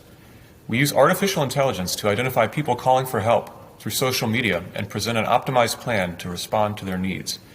In this challenge, we build on our analytical experience to develop another platform called the Intelligent Trustworthy Situational Tableau, or iTrust. iTrust is an intelligent crisis management platform for monitoring, foresight, and optimal response in rapidly evolving situations such as a pandemic or humanitarian disaster. Crisis scenarios are characterized by chaotic, rapidly evolving conditions. Decision makers need to take into account a constant flow of information, which is often inconsistent. Moreover, they need to know how the situation is most likely to evolve and quickly take action. iTrust puts cutting-edge information discovery, foresight, and action recommendation capabilities into the hands of decision makers. iTrust fuses data from multiple sources and social media outlets into an understandable, comprehensive, real-time situational awareness. Trust scores and confidence level for each piece of incoming information are estimated with the help of AI, enabling less than trustworthy information to be appropriately integrated. Intelligent information fusion algorithms then combine this information together into a live, comprehensive, understandable situational awareness. Combining incoming situational data with user-defined metrics and actions, iTrust employs AI to project the near-term evolution of the situation and recommends the optimal course of action for the desired outcome. iTrust combines together cutting-edge AI, analytics, and optimization technologies. iTrust incorporates information using listeners for different data sources and utilizes natural language processing, computer vision, and machine learning to extract incoming information. Users can select the types of information they wish to see, then define and prioritize high-level metrics and facts of interest. The platform will fuse together this information into a comprehensive situational awareness. iTrust will assess the trustworthiness by training machine learning models on trustworthy reports. It will utilize machine learning to look for signs of intentional deception in the incoming data. This information is then taken into account in the information fusion. The confidence and high-level metrics and facts of interest is estimated using statistical aggregation confidence estimation. Forecasting and AI techniques will be used to track and forecast the progression of the metrics and facts of interest over time. Users can define objectives in terms of prioritized metrics and facts of interest. Users will then define different inputs, such as first responders, medicines, etc., and actions, which will relate a quantity of inputs with a change in metrics and facts of interest. iTrust will employ intelligent optimization methods to recommend an optimal plan to achieve the objectives. iTrust combines multiple cutting-edge technologies together through a well-designed system architecture. iTrust employs existent natural language processing and computer vision technologies for information extraction. We've already developed techniques for estimating trustworthiness. These have been used in our iHelp product. Existing statistical techniques can be applied to estimate the metrics of interest and appropriately fuse information together, taking into account the information trustworthiness. Existing AI technologies for forecasting and optimization can then enable prediction of scenario evolution and intelligent action recommendation. iTrust puts cutting-edge information discovery, foresight, and action recommendation capabilities into the hands of decision makers. Thank you very much for watching, and we look forward to your questions.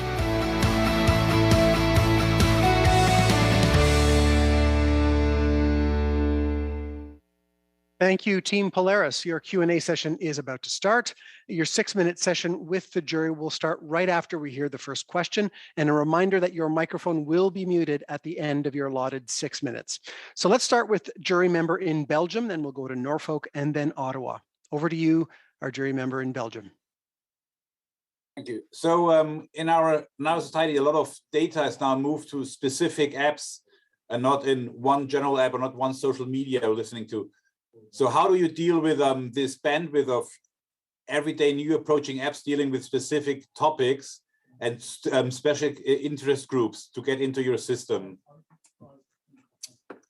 Thank you for that question. Yes, the way that iTrust is designed is it's actually designed with the ability to incorporate many different information sources in mind. So from the initial inception of the product, the goal is to be able to incorporate new sources of information on an ongoing basis as they come out, as they become released. So the way it works is through an architecture that uses different types of information listeners. So we have an interface that allows the information listeners to connect and input their information into the system. And so, if a new social media platform comes out, for example, to be able to incorporate information from that platform, all that needs to happen is a specific listener needs to be developed for that platform that can take the information, just the raw information, in terms of text and images, and then input that into the main system. And then it will be in a place, that information, where the extraction can happen and the information fusion, and it can be integrated with information from all the rest of the social media and other data sources. Thank you. Let's go to our jury in Norfolk. Yeah, thanks. I'll start. You mentioned action recommendations. That's really the trick, isn't it? Tell me more about how you utilize this in this incredibly complex environment to recommend actions for your users. Yeah, that's a great question. So with respect to the actions, different types of contexts are going to have different types of actions. And so, the approach that we use is to have a library of user-defined actions. Now, the tool was incepted for with humanitarian crises in mind. And so if the tool is going to be adapted to other contexts, actions have to be likewise developed for those. But the idea is this: when you take an action, the goal is to evoke some kind of change in the environment. And so what an action does is that's going to take a certain quantity of resources. Again, these are also user-defined. The idea of resources, things such as medicines or different types of personnel, it's going to take resources, take a quantity of resources and impact or change a metric or fact of interest accordingly. And so basically the approach is this, is that for the particular type of context, a library of actions are developed. And of course, this requires certain types of domain expertise. So these actions are developed in conjunction with experts, so that when they happen, the results happen realistically, the impacts happen realistically. But that's the general approach, is to build up actions and then that are user defined and expert vetted. And then once we have that information, then once we can relate quantities of inputs, different resource inputs to effects in the environment, then we can start to apply optimization techniques to determine what is the appropriate what is the best course of action that's going to lead me to the results that I want. We also take into consideration, maybe the costliness, for instance, of some of the inputs. Not all inputs are equally costly, and so, we have to take into account, how to achieve that effect, at the lowest possible cost. And so, what we do is we apply optimization technologies to make this happen. Yeah, another question from here. You're talking a lot about logistics optimization and action optimization and things like that. Can you discuss this in the context of cognitive warfare? Certainly. So in the context of cognitive warfare, the types of actions that we have to take are going to be quite a bit different than we would have to take in a logistical context.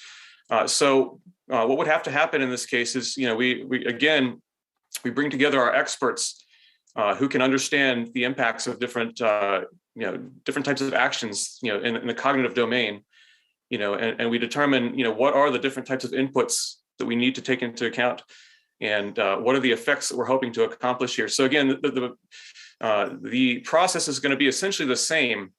The domain expertise is going to be a little bit different, though. We have to incorporate the expertise of cognitive warfare experts in this case. Hey, let's go to our jury members in Ottawa this time.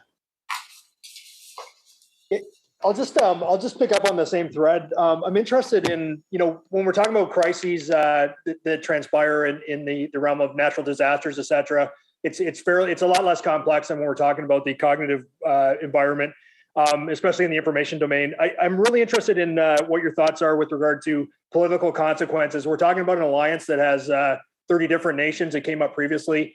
And things like political consequences, responses by adversaries, how we would predict tactical actions having strategic consequences, and how your tool would address those types of factors. Yeah, that's a great question. So, with respect to political outcomes, obviously, in the context of a conflict, there's going to be a lot more potential ramifications than you would find in a humanitarian disaster. With respect to being able to predict those kinds of things, what would have to happen, again, the tool, the users of the tool would have to have their team of experts to determine, what are the appropriate effects here that we might be looking for here, and what might possibly lead to those kinds of effects here.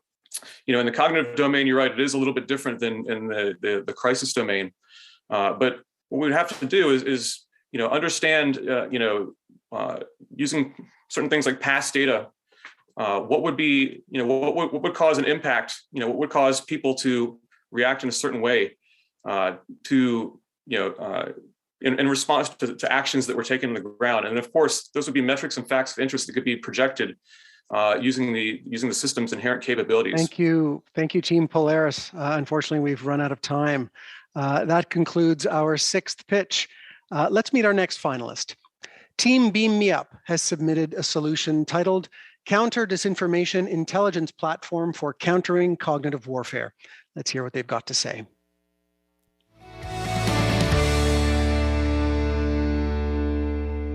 Beam Me Up Augmented Intelligence team is proud to be part of this NATO Innovation Challenge. Understanding the main priority on decision-making, BMU believes that our counter-disinformation intelligence platform will provide a new influence operation capability, accelerating decision-making in multi-domain operation in the cognitive warfare environment. Throughout this demonstration, BMU solution delivers a useful, practical, mission-focused integrated platform using innovative and state-of-the-art AI-powered modules at medium to high TRL.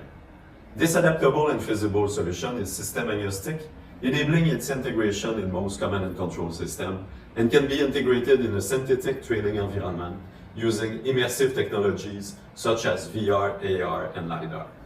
Built on a cognitively diverse team and an international R&D ecosystem, BMU Augmented Intelligence provides visualization, sensory, behavioral, cognitive, and predictive technologies, offering innovative, practical, and advanced solutions. Focused on human cognitive and human-machine partnership, BMU provides tailored multisensorial augmented analytic platform, integrating an ever-growing number of intelligent assistant agents modules within an immersive environment, ready for any live human-machine adaptation, digital twin, or system brain training.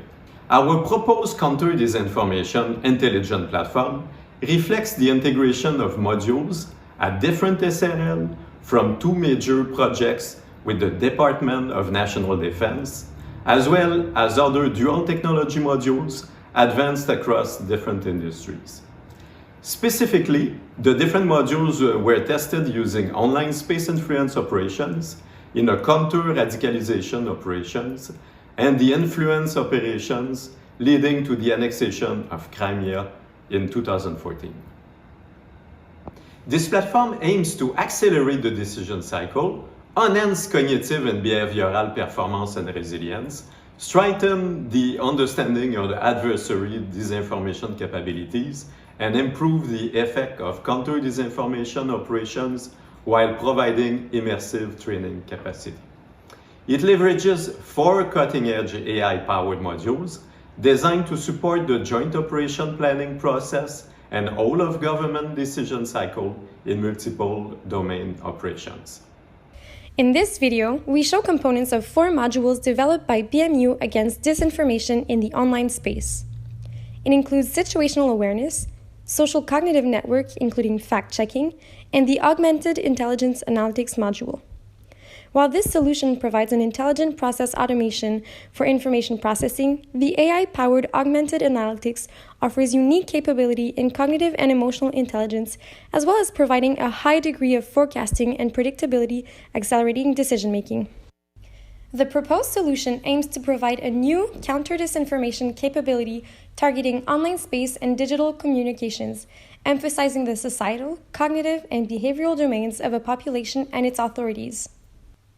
This TRL7 situational awareness module provides tracking, monitoring, indicators and warnings, and assessments extracted from online space and digital information data through voice, text, image, and video processing using AI.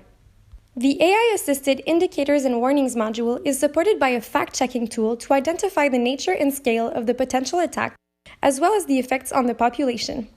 This module provides commanders with a higher degree of confidence, leading to evidence-based decision-making. As shown in these proprietary query and analysis tools, this TRL7 platforms enables the assessment and predictability in emotional intelligence, such as mood, coalition and persuasion, the effects of adversary actions in terms of population polarity, engagement level, influence effects related to trust, confidence, and social political effects. This module provides insights on behaviors and development of insight analysis on the adversary's intent and effects of the attack. The integrated cognitive assistance platforms span from cognitive performance analytics to real-time intelligence system capable of supporting the human on the loop. This TRL7 Augmented Intelligence Analytics module offers cognitive, pattern and trend, sentiment, thematic, monitoring, and effect analysis, and would include countermeasure analytics. As an example, this polarity tool enables us to see the effects of disinformation on the population. As demonstrated in this automated decision tree and resulting PEMSI results, this solution provides a level of predictability and understanding of the adversary intent and motivations acting, as well as potential counter-disinformation options.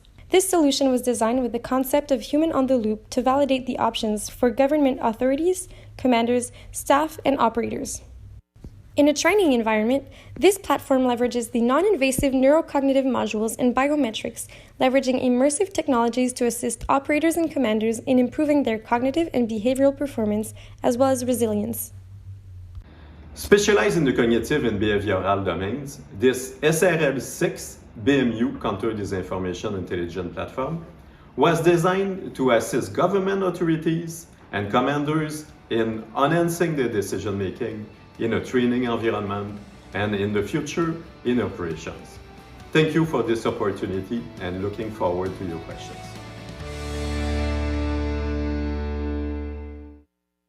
Thank you, team Beam Me Up. Your Q&A session is about to start. We'll start with jury members in Norfolk, then go to Ottawa, and then Belgium. Jury members in Norfolk, the mic is now yours. I'll start. Several times in there you mentioned TRL7. What will it take to get to TRL8? Yes, so basically we'll need to solidify the platform further, complete the integration with the client, which will affect us deeply into customizing the solution. And basically, we think that we're able to reach in 2025. So I'll say that something realistic is 225. So working in 2 years to 3 years in order to solidify, training the system fully, stressing them in order to making sure everything is working properly and connected properly also to the foundation that the client will have provided. Okay, let's go to jury members in Ottawa. Again, your system seems to be automated a lot, so I see a lot of automation in it. And in the text that you provided with your submission, it says that decision makers are offered different actions. Who decides what's the choice? What's the source of those actions? I'm concerned about what we imply by those actions. Can you expand on that? Yes, a part is a bit confidential and sounds, but Jerry, could you? Yes, the entire system is designed on doctrine, tactics, and techniques that are currently known. And as we go through this information, the platform, then we can build on the evolution of those techniques that are used by the adversary. And in terms of training for our side, it's during the training portion, is really to look at exactly at how they react to those situations. Yeah, and I could add also that basically the different action will be depending basically of the we covering the PMZ. So we want to be able to adjust and give like the counter decision making. Will it be as well at the same time there's building up the resilience in the population? So it's multi-level too. Thank you. Hey, thank you. Let's go to our judge in Belgium. Yes, thank you. I'm looking at this tool and looking for the target audience for this, like the decision maker. Isn't that for commanders too complex, and isn't there the big risk of losing themselves in the tool and make the analyst obsolete to a certain extent? And how do you want to cover this relationship, like between the analyst and the decision maker, the commander? First, I will begin. So first, basically, we always want to keep the human in the loop. We want to help the decision maker in the commanding room in order to act quicker, faster, train them. So it could be used. Don't forget, there's also the training mode, you know, that will put them in such scenarios in order to be more efficient. And then I will let Jerry, which is more adequate to answer the rest. In terms of transparency, it is really important that we design the system so that operators can look at the results and be able to amend whatever the options are. And then at every level, it's done so that the commander at the end gets an integrated solution and with courses of actions that would help him at that point to make a decision based on his priorities. We develop matrix to support that, which is what we're focusing on, and also probability level, so that at the end, when he looks at his courses of actions, he has a better understanding of the level of success or the effect that he's looking for. Okay, we have a minute and 37 seconds remaining. If any judge has an additional question, go for it. Ottawa. Oh, good. Thank you very much. I'm very interested in the concept of countermeasure analytics. And if I remember correctly from your presentation, you mentioned that you look at the effects of your interventions along the cognitive, behavioral, and societal levels.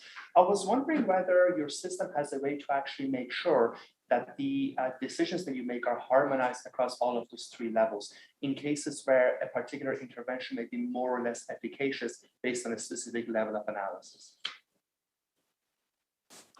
Okay, so first, I'm not sure if I've answered properly. Alexi, could you answer for this? That is a good question. Thank you for your question. Well, we take into account all of the cognitive behavioral components when we give outputs with our platform. Everything is based on EEG, if we can, in training mode, or in NLP computer vision elements that can let us know the outcomes on the people through the emotional and cognitive sectors. Hey, in fact, our influence diagram takes the different options presented to the influencer and the different possible action. Thank you for that. Apologies. The time is up. That concludes our 7th pitch. Thank you. Let's meet another finalist. Team Verifix Incorporated has submitted a solution titled Dual Use Behavioral Science-Based Artificial Intelligence Platform. Let's have a listen.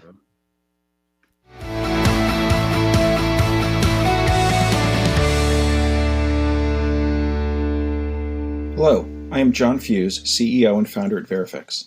Today we are presenting Verifix National Security, which is a behavioral science-based AI platform for internet environment analysts that links the digital, physical, and cognitive dimensions. The core leadership team at Verifix comprises myself, John Fuse, 25 plus years in intellectual property and former board member of a public company.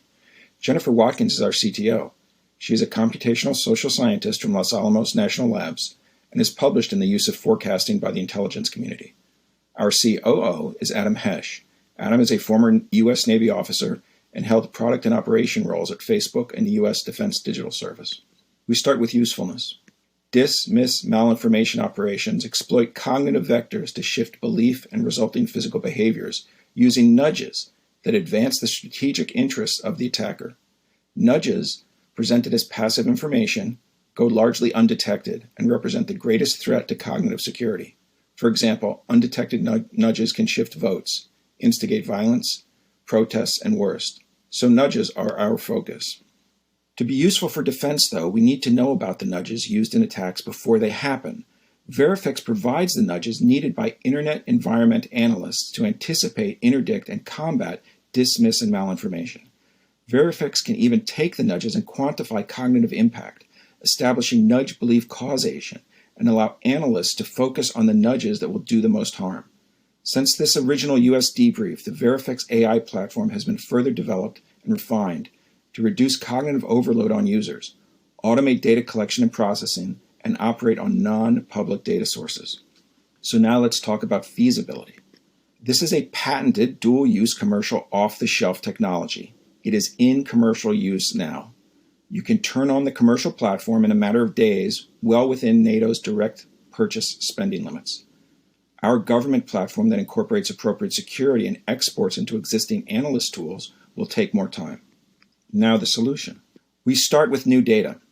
The AI platform interface uses traditional in-country panel recruitment vendors to interact with a 100-person panel representative of the target population.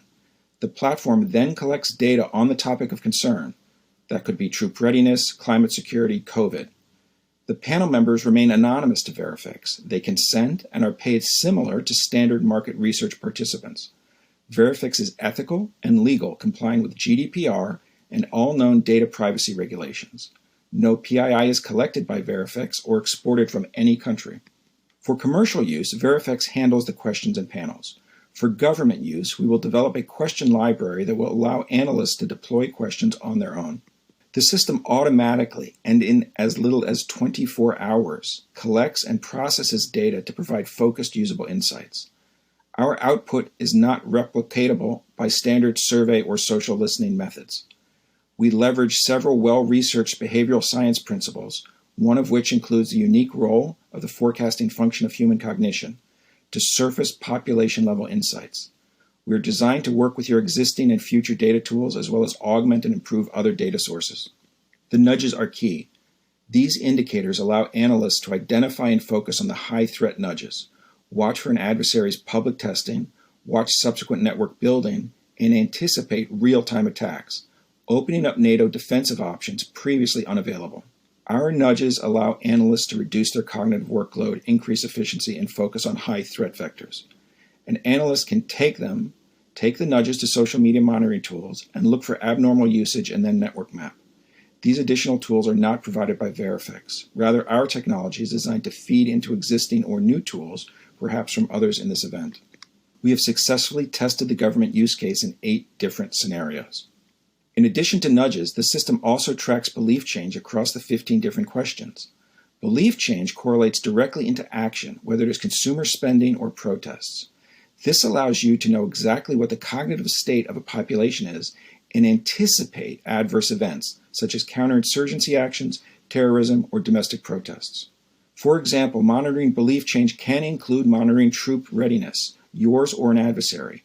This is a real example of Verifix accidentally picking up 4 country X military. Although not statistically relevant, the pessimism in the military was concerning. This can be run in any location and monitor any military now, which means adversaries likely are doing something similar. The insights do not stop there. Especially popular in our commercial product is the audience analysis tool. where we use base demographic information to identify the population segments most likely to be affected by cognitive attacks. Our testing is also popular, where we establish belief issue causation. The cognitive warfare domain does not stay neatly in one area. Verifix is a dual-use technology that allows countries to buy one product with multiple purposes. This is technology that is available now.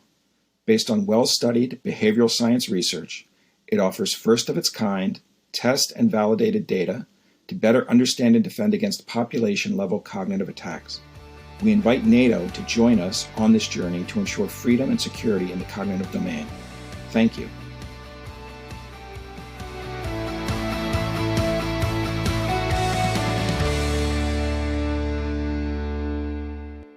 Thank you, Team Verifix. Your 6-minute Q&A session is about to start.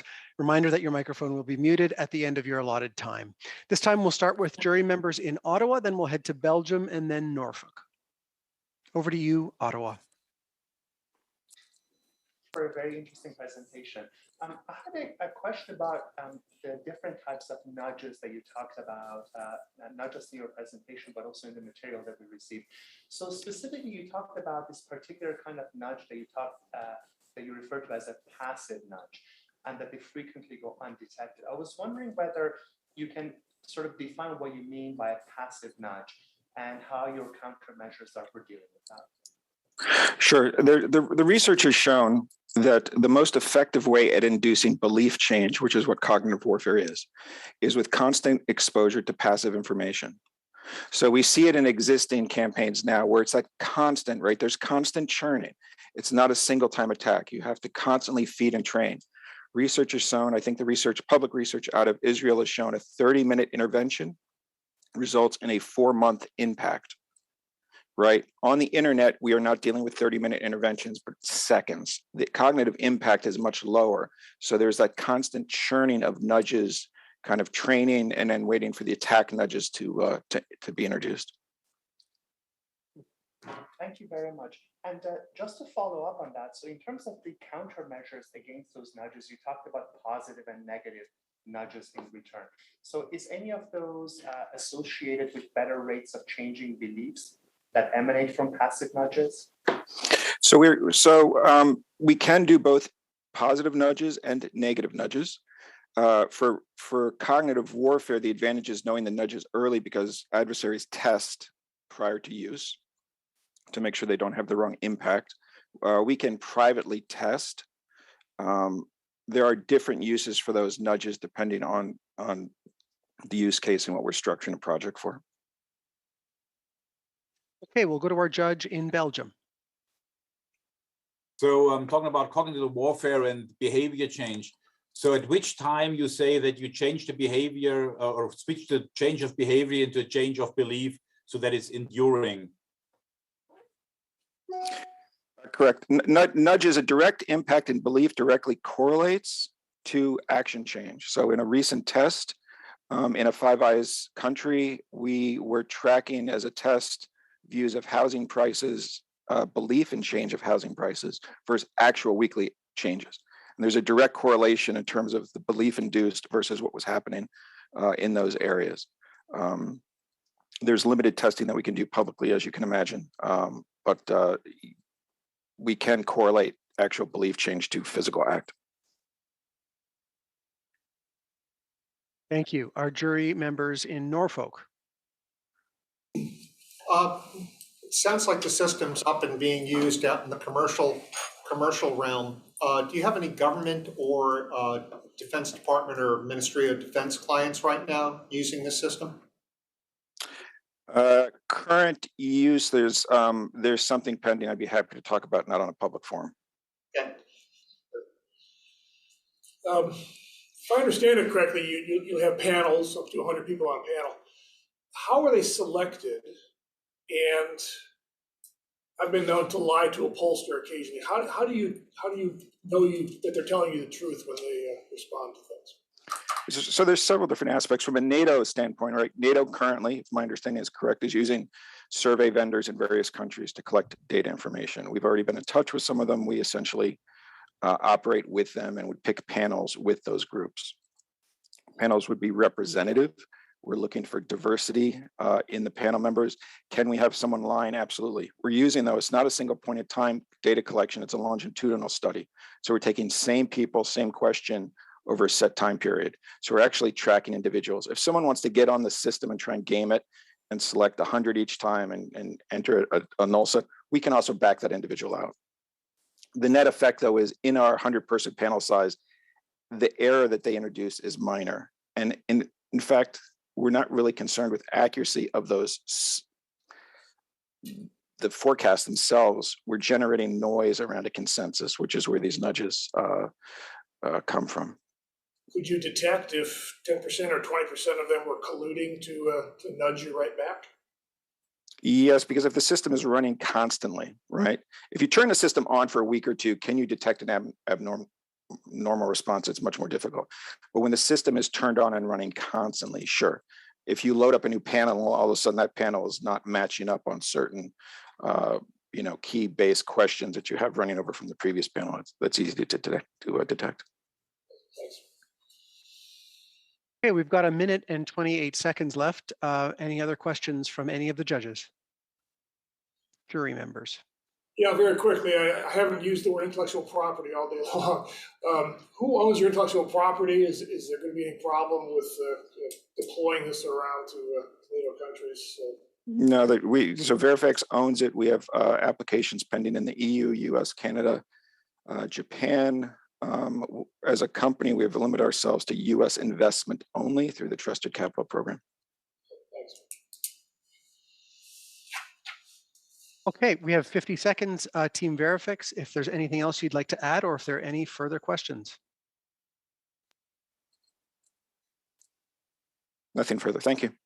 Okay, thank you very much. This concludes our 8th pitch. Let's meet our next finalist. Team Novacine AI has submitted a solution titled Novacine Distiller. Let's hear it.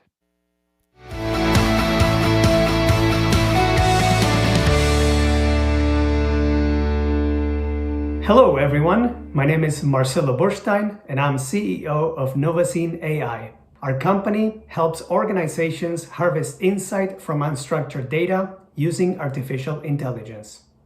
Our presentation is organized into 3 sections: usefulness, innovativeness, and feasibility. I will go through each of these and close the presentation with a brief summary. Usefulness, the potential impact of our solution. In this section, I will discuss the need, the approach to solve the need, and the benefits to NATO. We are in unprecedented times where anyone can own the printing press, and high costs and geography are no longer barriers for malicious actors to spread disinformation. Further, social media platforms are incentivized by financial profit, which slows down collaboration with governments. So, we believe that governments must explore their own solutions while they work with the social media platforms to encourage their collaboration. Our approach to solve this need is to design a solution that puts the analyst in the driver's seat. Our solution combines 3 modules: ingestion, enrichment, and dissemination of data.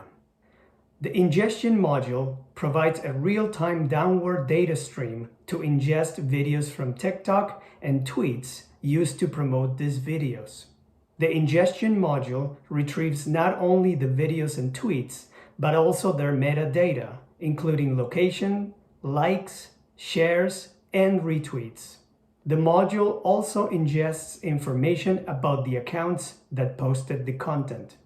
Finally, the module consolidates and pre-processes the data to prepare it for an AI enrichment pipeline. The enrichment module is comprised of 6 AI-based enrichers. A deepfake detection enricher is used to distinguish between real and fake videos. We can imagine the devastating power that a fake video impersonating a trusted source could have on vulnerable populations. Geolocation detection can be used to pinpoint the origin of the content, despite efforts by malicious actors to obfuscate this data. Identity prediction is used to understand who is behind the attack, as well as the target populations such as media, politicians, civil society, and so on. Bot detection is used to understand when attacks are being amplified using fake accounts, which could uncover attacks as well as provide metrics to measure their potential reach. Emotion detection is used to understand victims' reactions and the psychological effect that attacks might be having on them. And finally, a set of models designed to understand themes, topics, and create summaries from the ingested data. The dissemination module provides a purpose-built dashboard designed with the analyst in mind. The visualizations focus the analyst on what matters most and filter out the noise. The dashboard is designed to answer the what, who, where, and when of the attacks, helping analysts understand the content, originators, propagators, and potential reach of the campaigns. Analysts can also set alerts to get notified as new suspicious activities emerge. In terms of benefits to NATO, the solution provides analysts with a way to detect cognitive attacks, verify the scale and nature of the attack, quantify their success, design and deploy countermeasures, and support decision makers. In terms of innovativeness, we believe that ours is a purpose-built solution. It provides analysts with a coherent, end-to-end product. It follows the principles of user-centered design, where technology is at the service of the user needs. It replaces commercial solutions designed for other purposes, and it provides a modular architecture that can grow as new needs are identified and without major rework. In terms of feasibility, we believe that ours is an achievable solution. We use a combinatorial innovation approach to combine proven components. Many of the components we discussed here have been successfully integrated and tested, and we believe that our solution is achievable within a short development cycle. In summary, we proposed an integrated and coherent product designed for the analyst to help them spot, understand, and analyze influence operations and to design countermeasures to mitigate their success. In closing, it has been an honor to have been selected as a finalist and a pleasure to have shared our vision with you here today. From everyone at Novacine, thank you.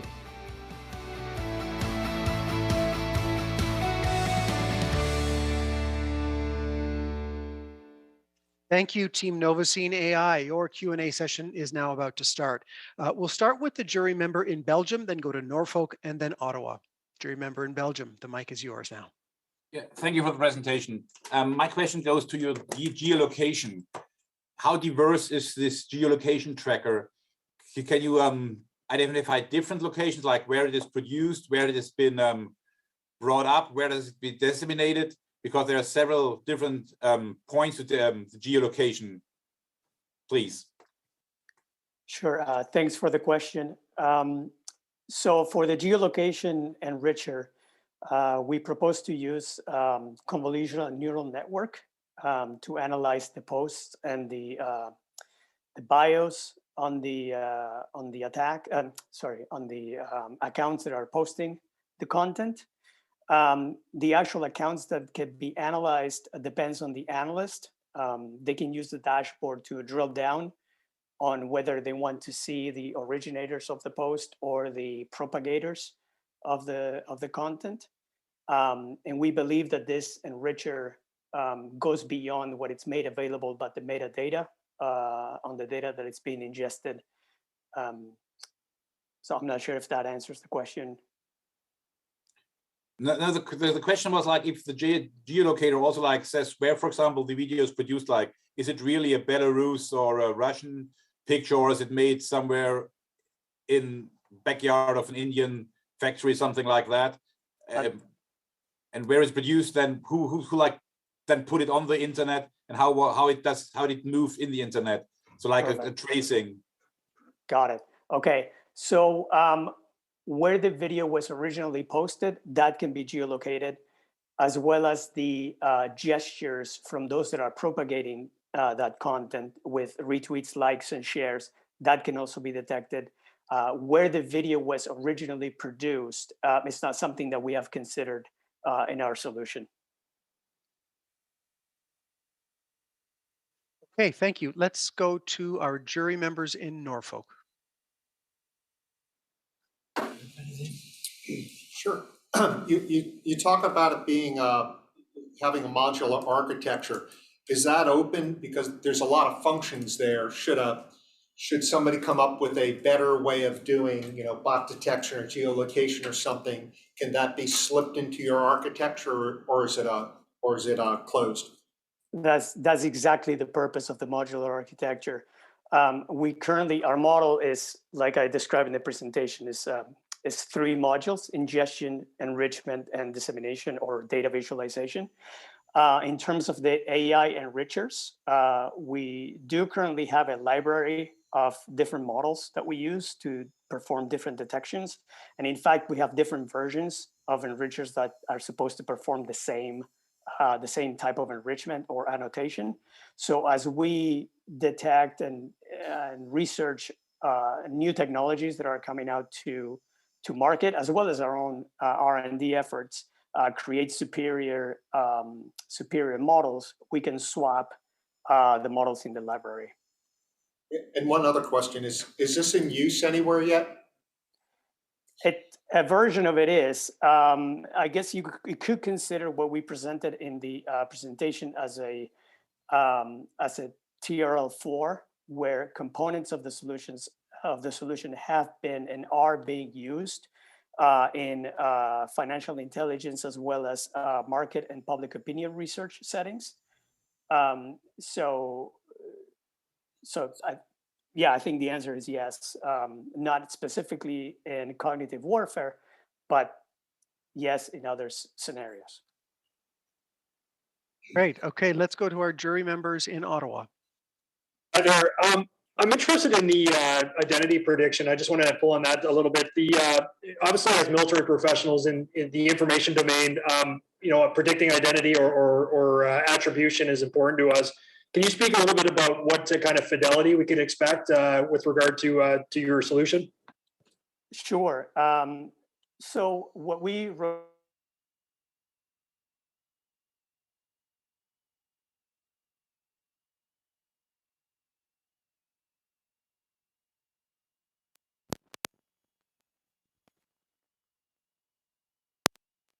mainstream media, etc. So that's the initial approach that we're proposing for prototype. But of course, I mean, the labeling and the classes that we end up using will depend on the actual use cases. And we see, the spirit of our solution is co-creation. So we do see working with the analysts that are solving the real world problems today, for us to tell us what kind of fidelity they want to see and what kind of identities they're interested in. We have a minute left if there are any further questions.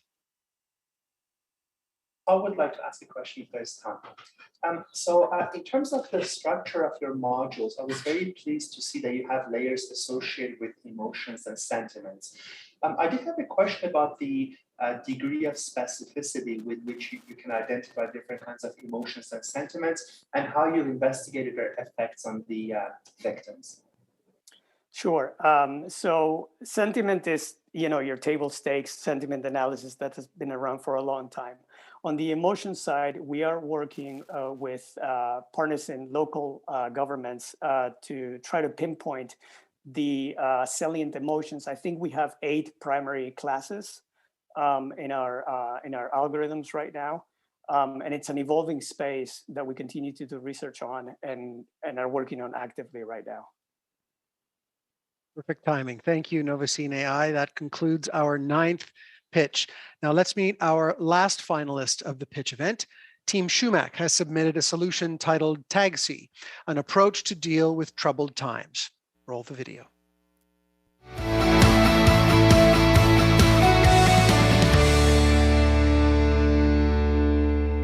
Hi, I'm Jean-Yves Fizet. I'm going to be presenting TAXI, which is a response that we offer to the NATO challenge on cognitive warfare. I'm going to be representing my colleague, Juliana Bortolozzo. We both work for a company, Système Humain Machine, that specializes in cognitive engineering as well as in artificial intelligence. We're going to look at some of the issues that face somebody who's supposed to be looking and trying to deal with aspects of cognitive warfare.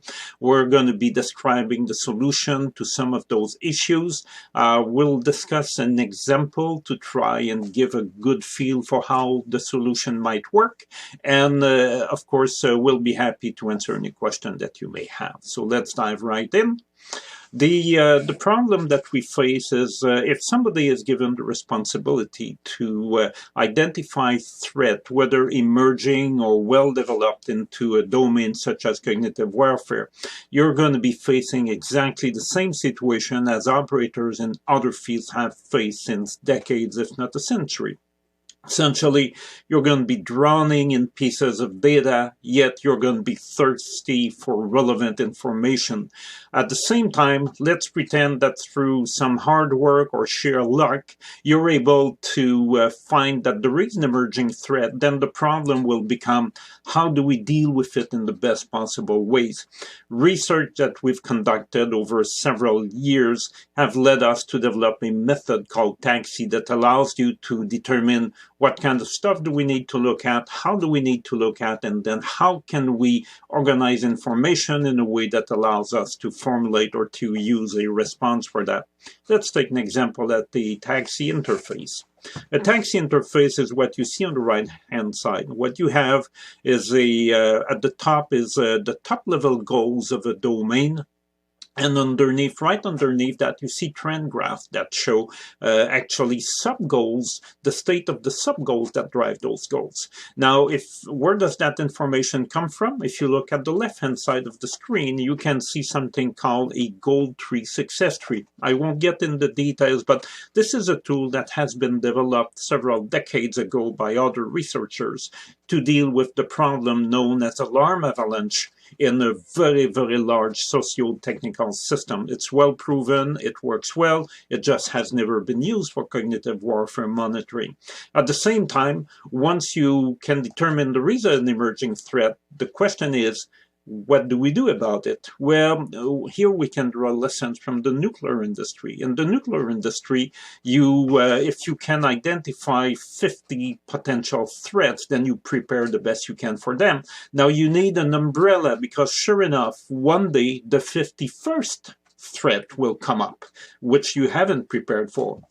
There is an approach known as symptom-based approach that you can use to deal with those threats. In other words, you can handle either expected threat, or if you have non-expected threat, there are ways that you can create a method to deal with that, and it's all based on the notion of goal tree success tree.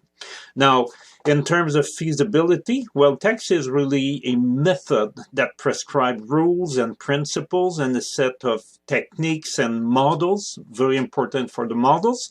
So it's not only the presentation layer, it's the nature of the information. It's been used in nuclear industries, it's been used to create dashboard for web application, it's been used in a number of places, except it's rarely called specifically that, and it hasn't been applied to cognitive warfare. There are some success factors like having access to the right skills, you need the right experts, but if you follow the method, if you build a goal tree success tree, then you're going to succeed. It's a fairly straightforward method. It doesn't rely on any exotic or sophisticated technology. We don't believe that technology can solve this kind of problem by itself. One of the interesting things of TAXI is it's domain independent, so you can apply it to different domains, and it's also technology independent. It doesn't require a big effort to implement. So in conclusion, TAXI offers a solution to help determine what kind of information to look at and what to do about it using knowledge that we've integrated from different fields, different pieces of research. It's highly innovative, it's novel, it's powerful, it's never been used for the cognitive warfare theater. The feasibility is simple because it's based on sound science. It's an approach that's been proven elsewhere, so there is very little risk. And if you have questions, if you would like to get more details about any pieces of TAXII, I'll be happy to answer any question you have. Thank you.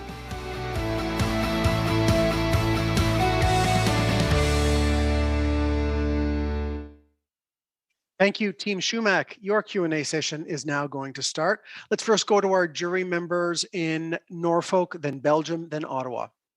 Norfolk, over to you. Yeah. Is this a proposal for a design approach to use when putting together human systems interfaces related to cognitive warfare?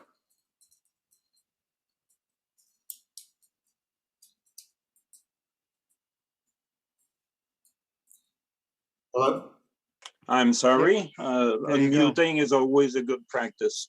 The short answer to that is yes. It's not a system. It's not a set of software modules.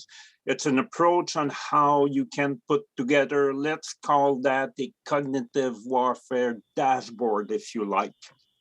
So it prescribes not the presentation layer, the graphics or that kind of things. It prescribes the kind of information you want to look at, the kind of information you need, the kind of plans you have, and it provides a hierarchy of how you want to organize all of that so that you will be effective.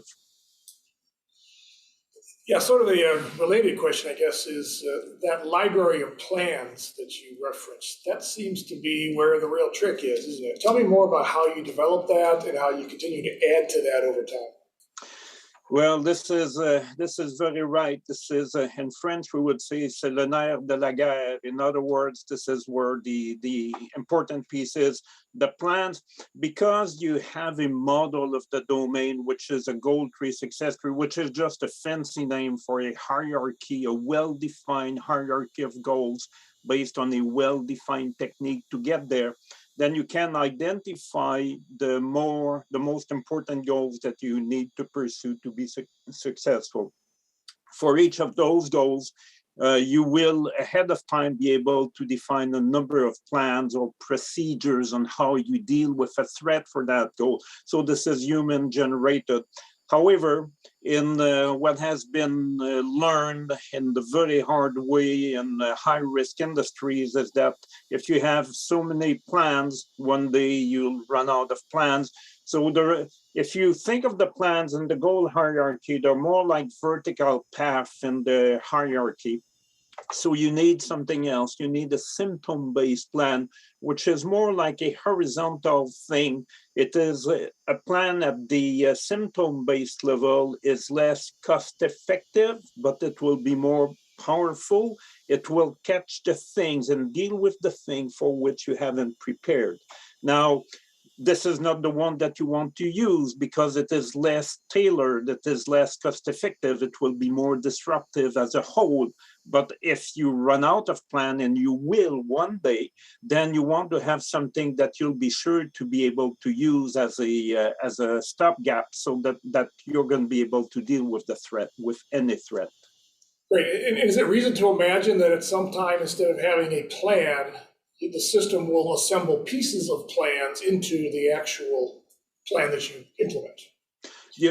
You might, but planning in the AI domain is notoriously exceedingly difficult. For example, let's say you have two different threats at two different goals. Maybe plan A will go in a certain direction and plan B will go in another direction, which will undo some of the elements of the first plan. So it's a very difficult thing to do. So that's why the symptom-based approach has been used at a higher level.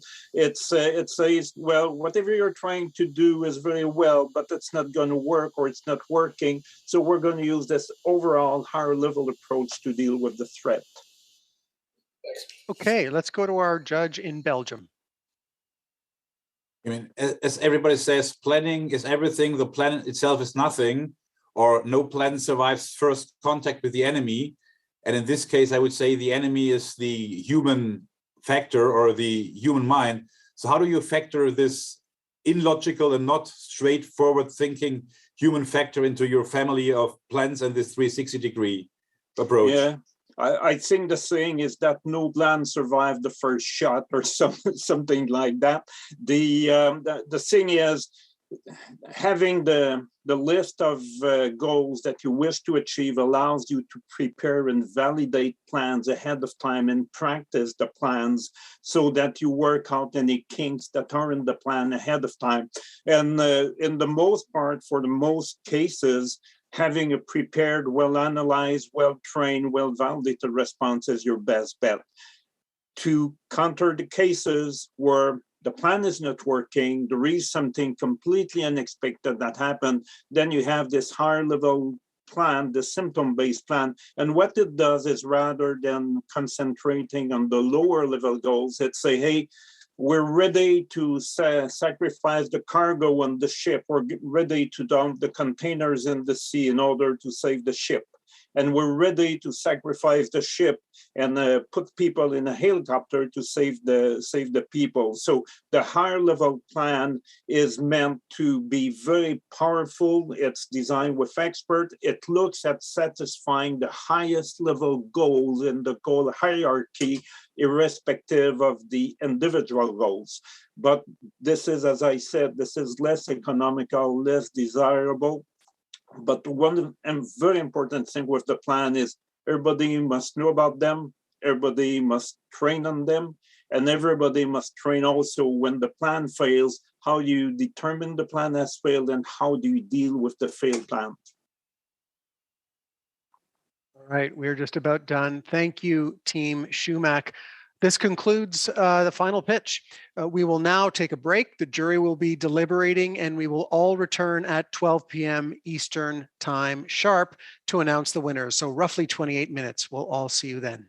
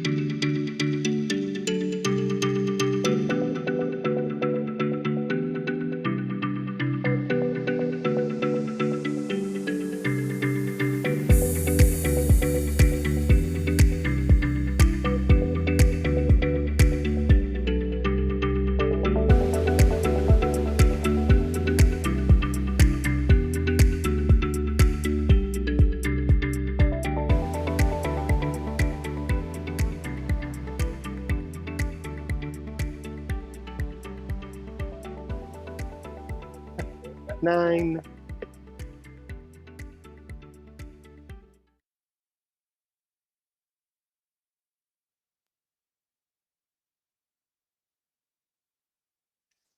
Welcome back, everyone. As the host nation for this challenge, Canada has called upon the expertise of the Canadian Special Operations Forces Command, better known as CANSOFCOM. And so I would like to introduce Major General Steve Boivin, Commander of CANSOFCOM. Thank you, Michael. Good day, and good day, everyone. I had the opportunity this morning to listen to some of the proposals, and I want to thank all of the teams for the hard work you all put into this. The complexity of the challenge in front of us is substantive, and I commend your efforts. The cognitive domain presents a number of challenges to the Canadian Armed Forces and to NATO, requiring us to seek innovative solutions emerging from cooperation across the military, government, the defense and security community, and the private sector from around the world. Events like this highlight the strength of NATO's cooperation in confronting emerging threats.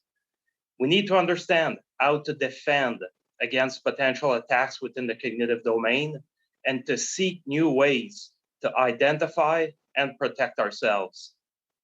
The Canadian Special Operations Forces Command is committed to investing in capabilities that enable us to succeed on operations both domestically and abroad.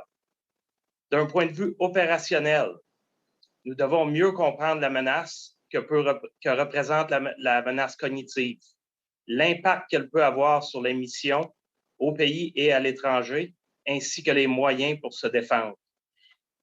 In that context, the Canadian Special Operations Forces Command is proud to have hosted with the RDC's ideas and on behalf of Canada, the NATO Innovation Challenge 2021.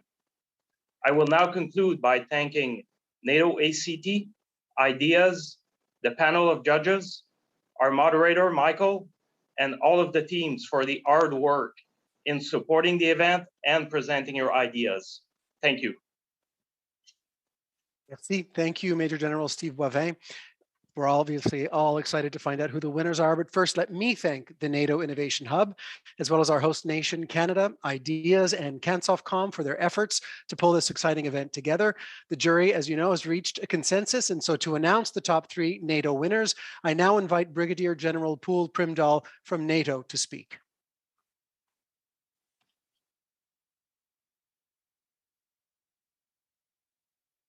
Just unmute.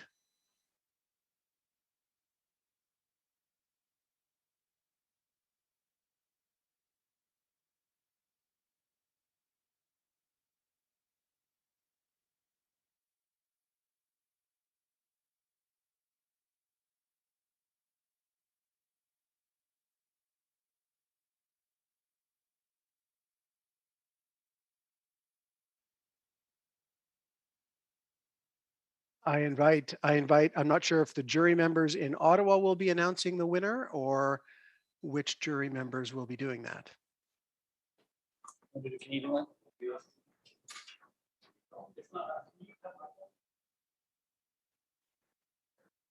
Third place, second place,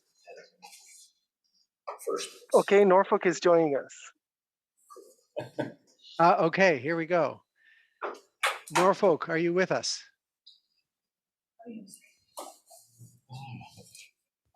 Yes, we're here. Okay, great. I believe it's over to you to announce the winners. All right, thank you for that. Are we unmuted? Let's start the video. Yes. Perfect. So, dear participants, it is now time to announce the 3 winners of this NATO Innovation Challenge edition. As the president of the jury, I'm very honored to disclose the names of the 3 winners. Do we have the drum roll? Or? All right. At the 3rd place, Team Influencers.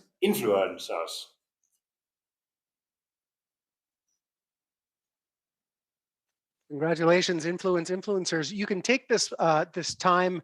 The floor is yours if you'd like to say a few words. Oh, well, thank you for the opportunity. We look forward to helping you folks out. Thank you very much for that. So, Second place, Team Recognite. Team Recognite, congratulations. And would you like to make a comment as well? Yeah, thank you so much. We're looking forward to bring our solution to actually make a difference in the cognitive warfare space. So thank you. All right. And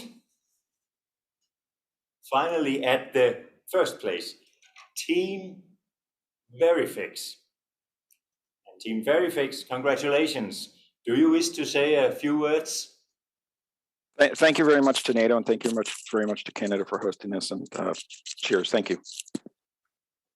So, found the winner. Congratulations. Congratulations to the winners. Yes. And thank you as well. And finally, Director General of Innovation, Eric Fournier, will now announce the winner of the top Canadian solution. Eric, over to you. To extend congratulations to the 3 winners of the NATO Innovation Challenge pitch event. So 3 great winners.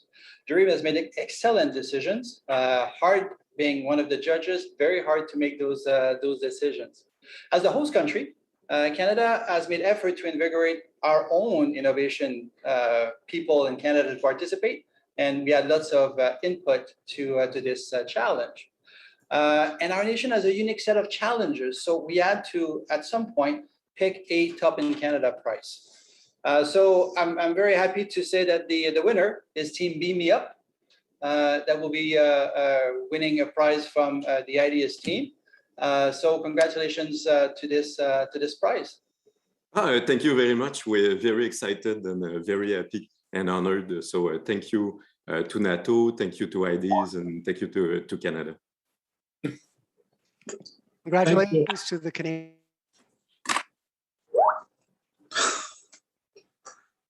Yeah.